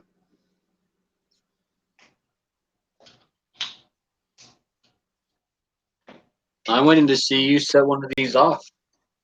Well, I Everyone's don't waiting for understand why you're waiting everyone's for waiting that. for the You're big boom right jinxing now. me. You're jinxing me. Hold on. We're waiting for it to go. We're just waiting for it to go. And then you go, yeah, like, what the hell was that?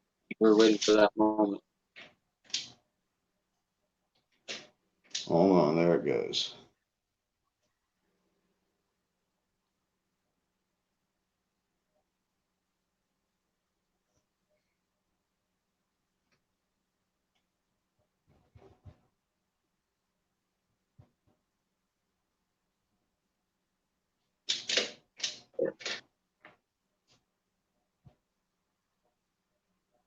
These are actually seating pretty nice.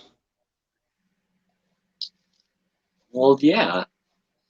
It's that thing's made to do one thing, seat primers. If it didn't seat primers well, like they wouldn't still make it. Like it would be done.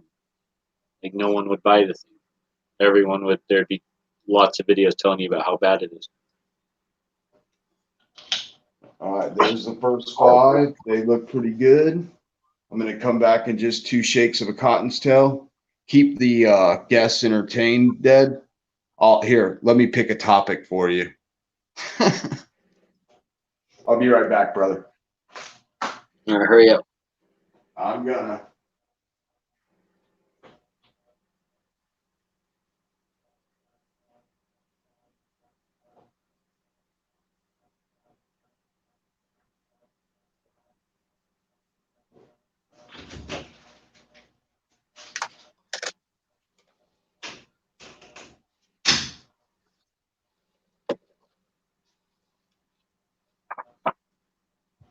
Let's see here. Let's talk about, I guess, the load he's loading up, which is a 130 grain GMX bullet with IMR 4895 powder at 41 grains. He will be pushing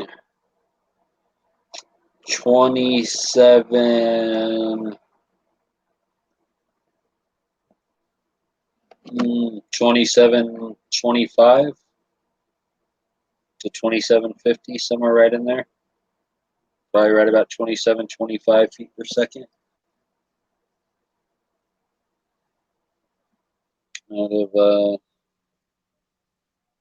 about 2725 feet per second. That's somewhere in the 57,000 psi range, probably.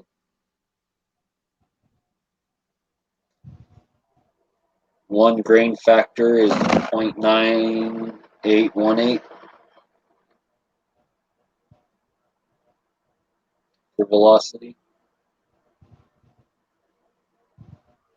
That means every 1 grain he adds is going to add 40 or 0.98 of 1% velocity and 0.95 for pressure.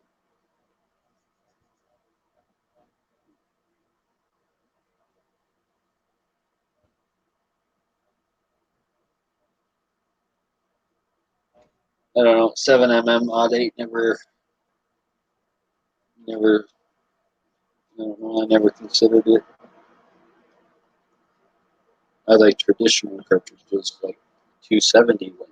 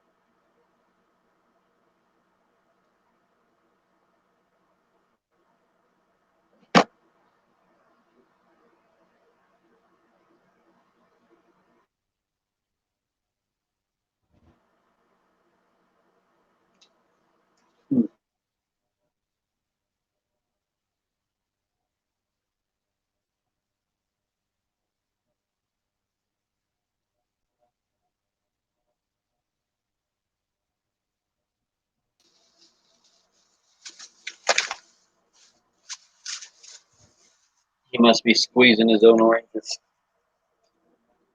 Get that orange juice.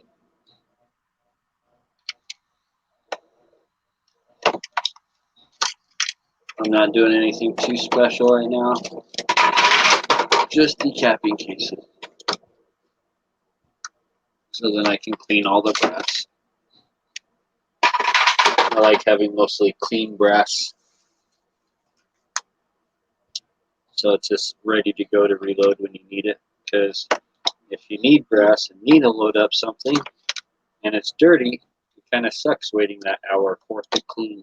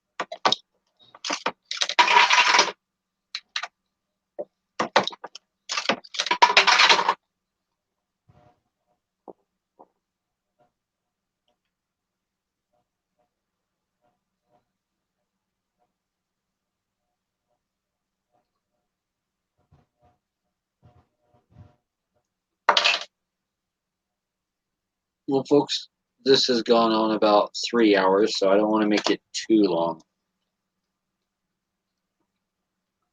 So I'm thinking we might call it a night tonight and then continue this back up tomorrow to make it a two-parter to watch David finish his 7mm-08. I'll wait till David comes back and ask him what he thinks.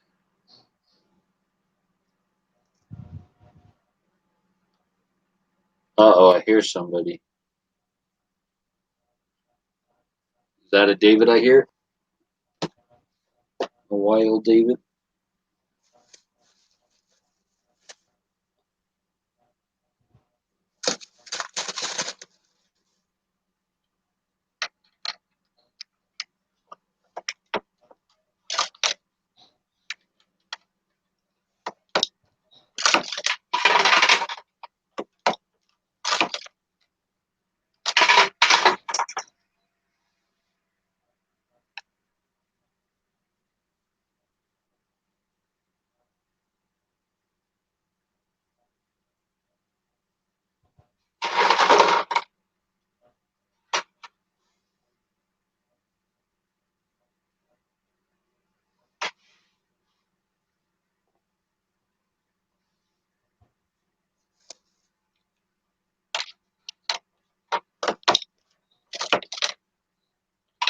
I think I'm going to start saving all my primers. I think I'm going to start casting projectiles out of them.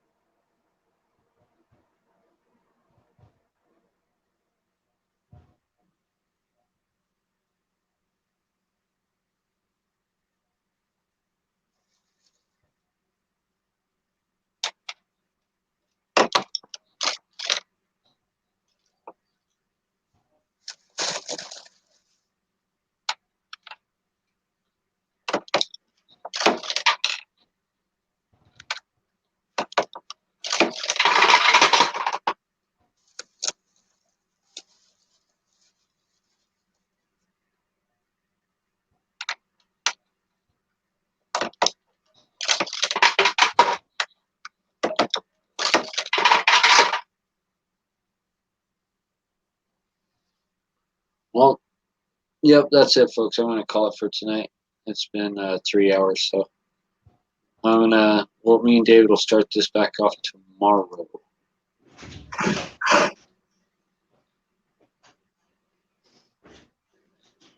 Is that a David? Yeah. Did you hear what I said? No, were you making fun of me? Yep. Yeah, I figured as much. No, I was saying, you want to do this a two-parter because we've already been going 3 hours. Yeah, we can do that, dude. Do you want to make it a two-parter and continue off tomorrow? Yeah, we can do that. All right. Why don't you finish? How many more cases do you got left to prime? 45. Okay. Why don't you hurry up and finish the priming those real quick, and then we'll end it on that. Okay. All right. Oh. Well, I'll be right back. All right, brother.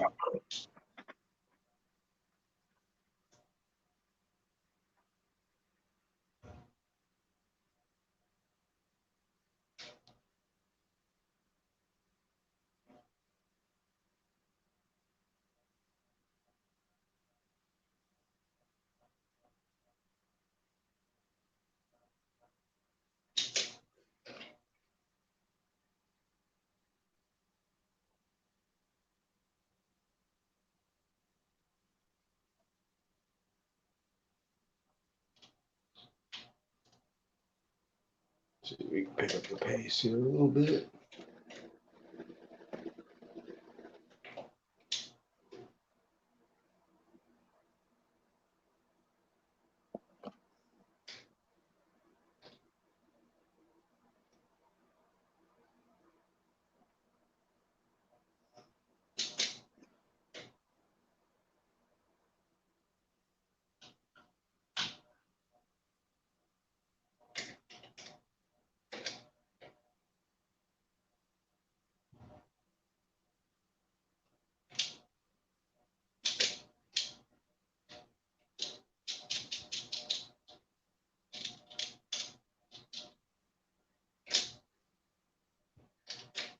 I'm on find the primer.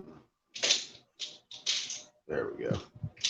Sometimes you got to tap this reservoir to get it to gravity feed real good.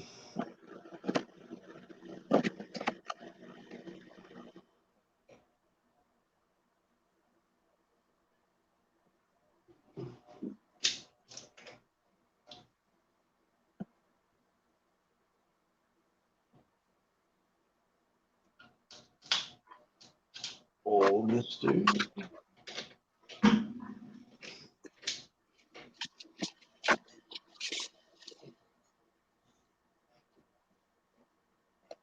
right. I'm back. You got it done yet? Dude, you sound like my wife. You're not done yet? Thought you'd be done by now.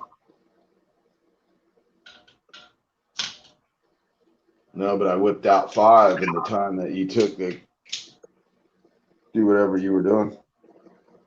Holy crap! That sounds like a normal speed.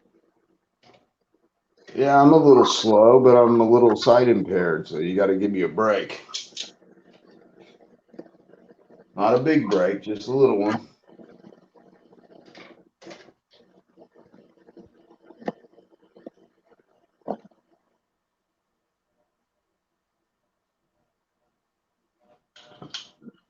Checking my cases twice, seeing who's naughty, seeing who's nice.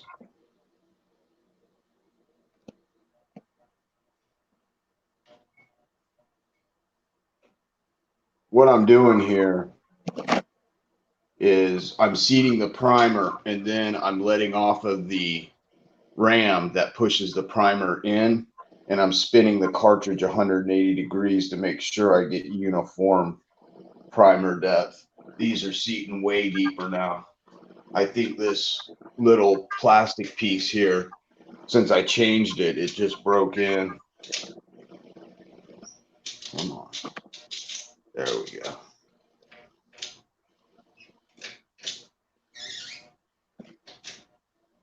Got that little safety thing on.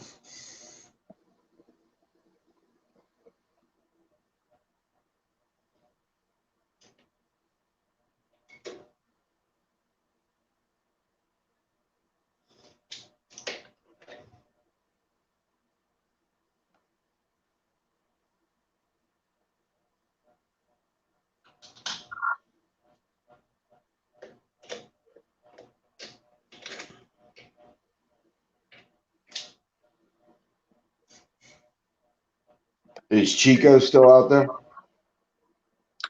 I don't think so. Are we all by ourselves? I think so, yeah. Yeah, I just found out today that my wife has the next week off.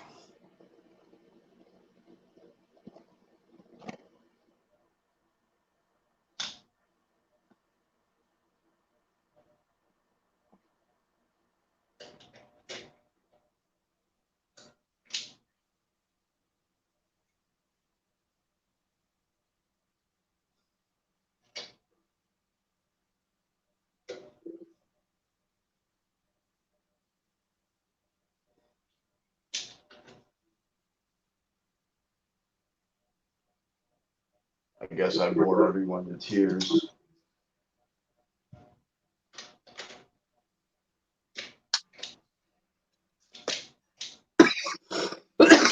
Well, it's Wednesday, middle of the week. No Well, we're morning. middle of the week reloading. Yeah. And I think there's a couple chats going on right now.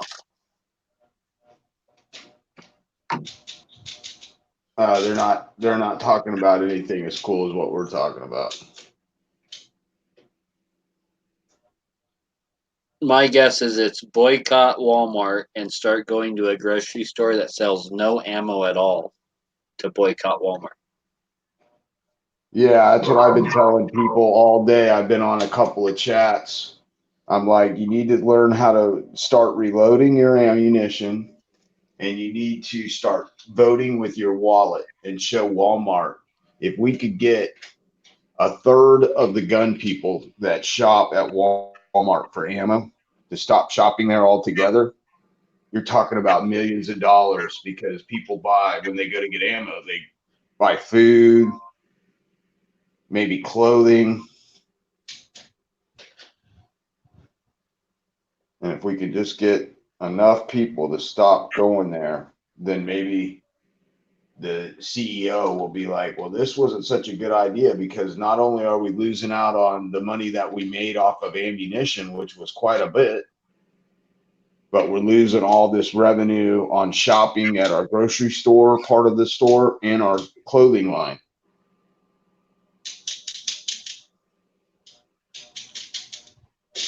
There we go. Big old batch.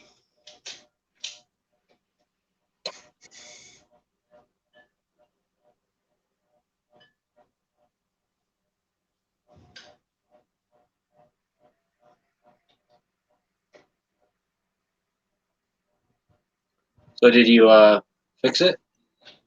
Yeah, I just got to tap it like you do on yours to get it to look to have the primers fall down. You were talking about the this, right? Yeah.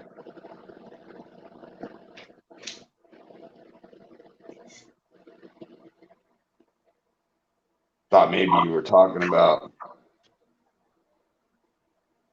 if I got fixed. I'm like, no, I didn't get fixed.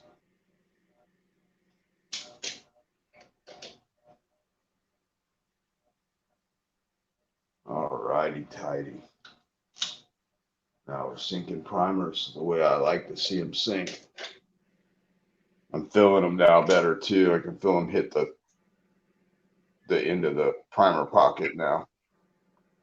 So it may just be in this plastic thing had to break in a little bit so that I could get more feeling out of it. But this little primer tool, I think I paid $29 for it, brand new.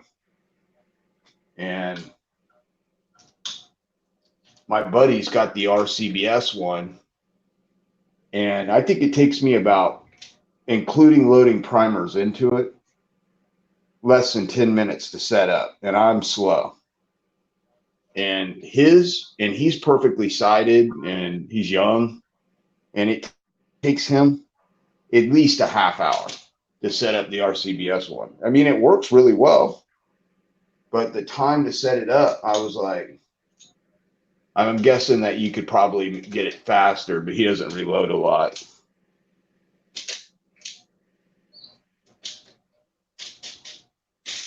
There they go.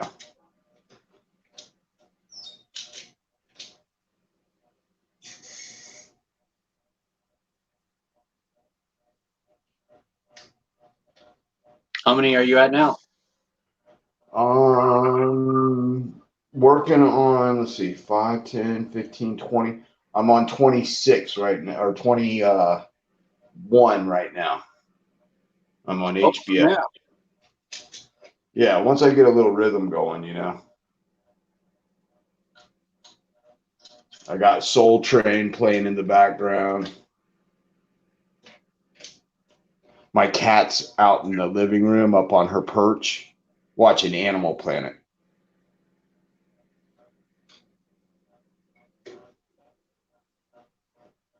She loves her Animal Planet.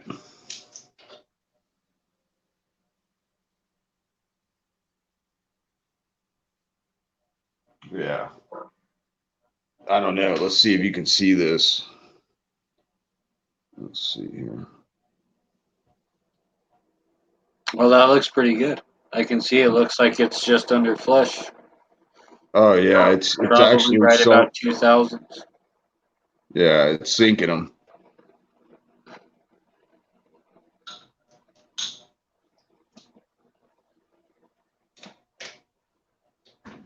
And these are ununiform primer pockets. They're just new.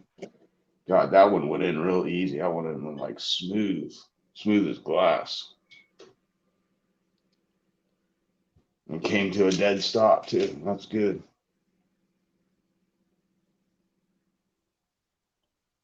I'm impressed.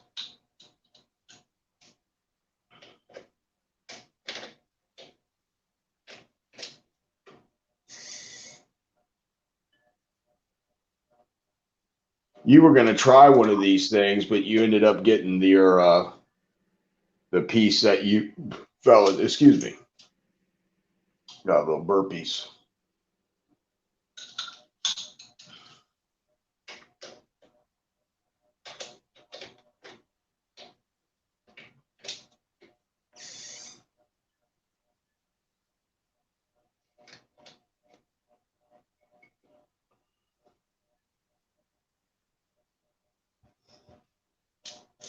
And just so everyone knows, when you're priming cartridges, it's really a good idea to have eye protection on. I'm wearing magnifiers with a visor hood that comes down over the top. So I look down. I'm not even watching the machine as I'm doing it. I'm just watching the feel for my hands. And I'm totally protected from anything that blows up to a certain amount, you know.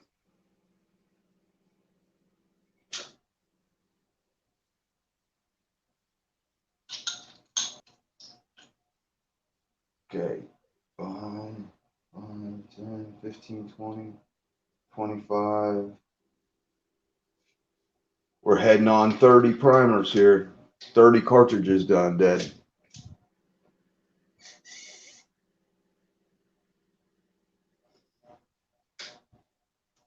Nice.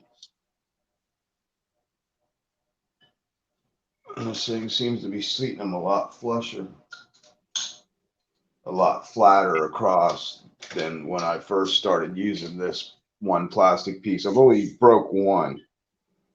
This is the second one I've used, and this one's got a new safety measure on it that covers the back of the case when you're priming so that it won't, if it blows up, it doesn't come at your face.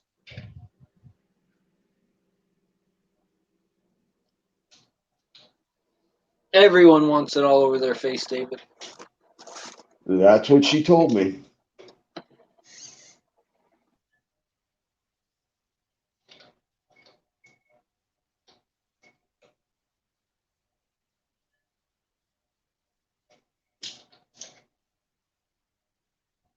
Yeah, that buried the hell out of that one.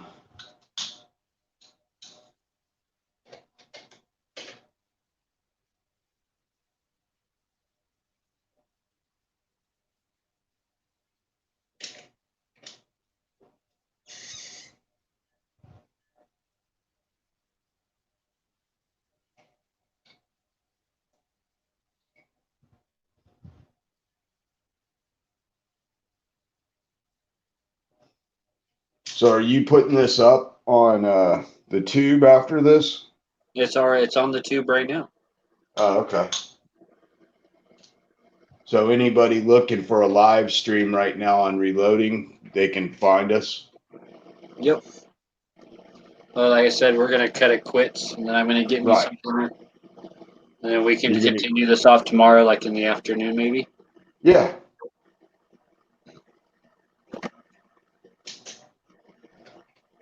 We'll do the powder and the bullets tomorrow.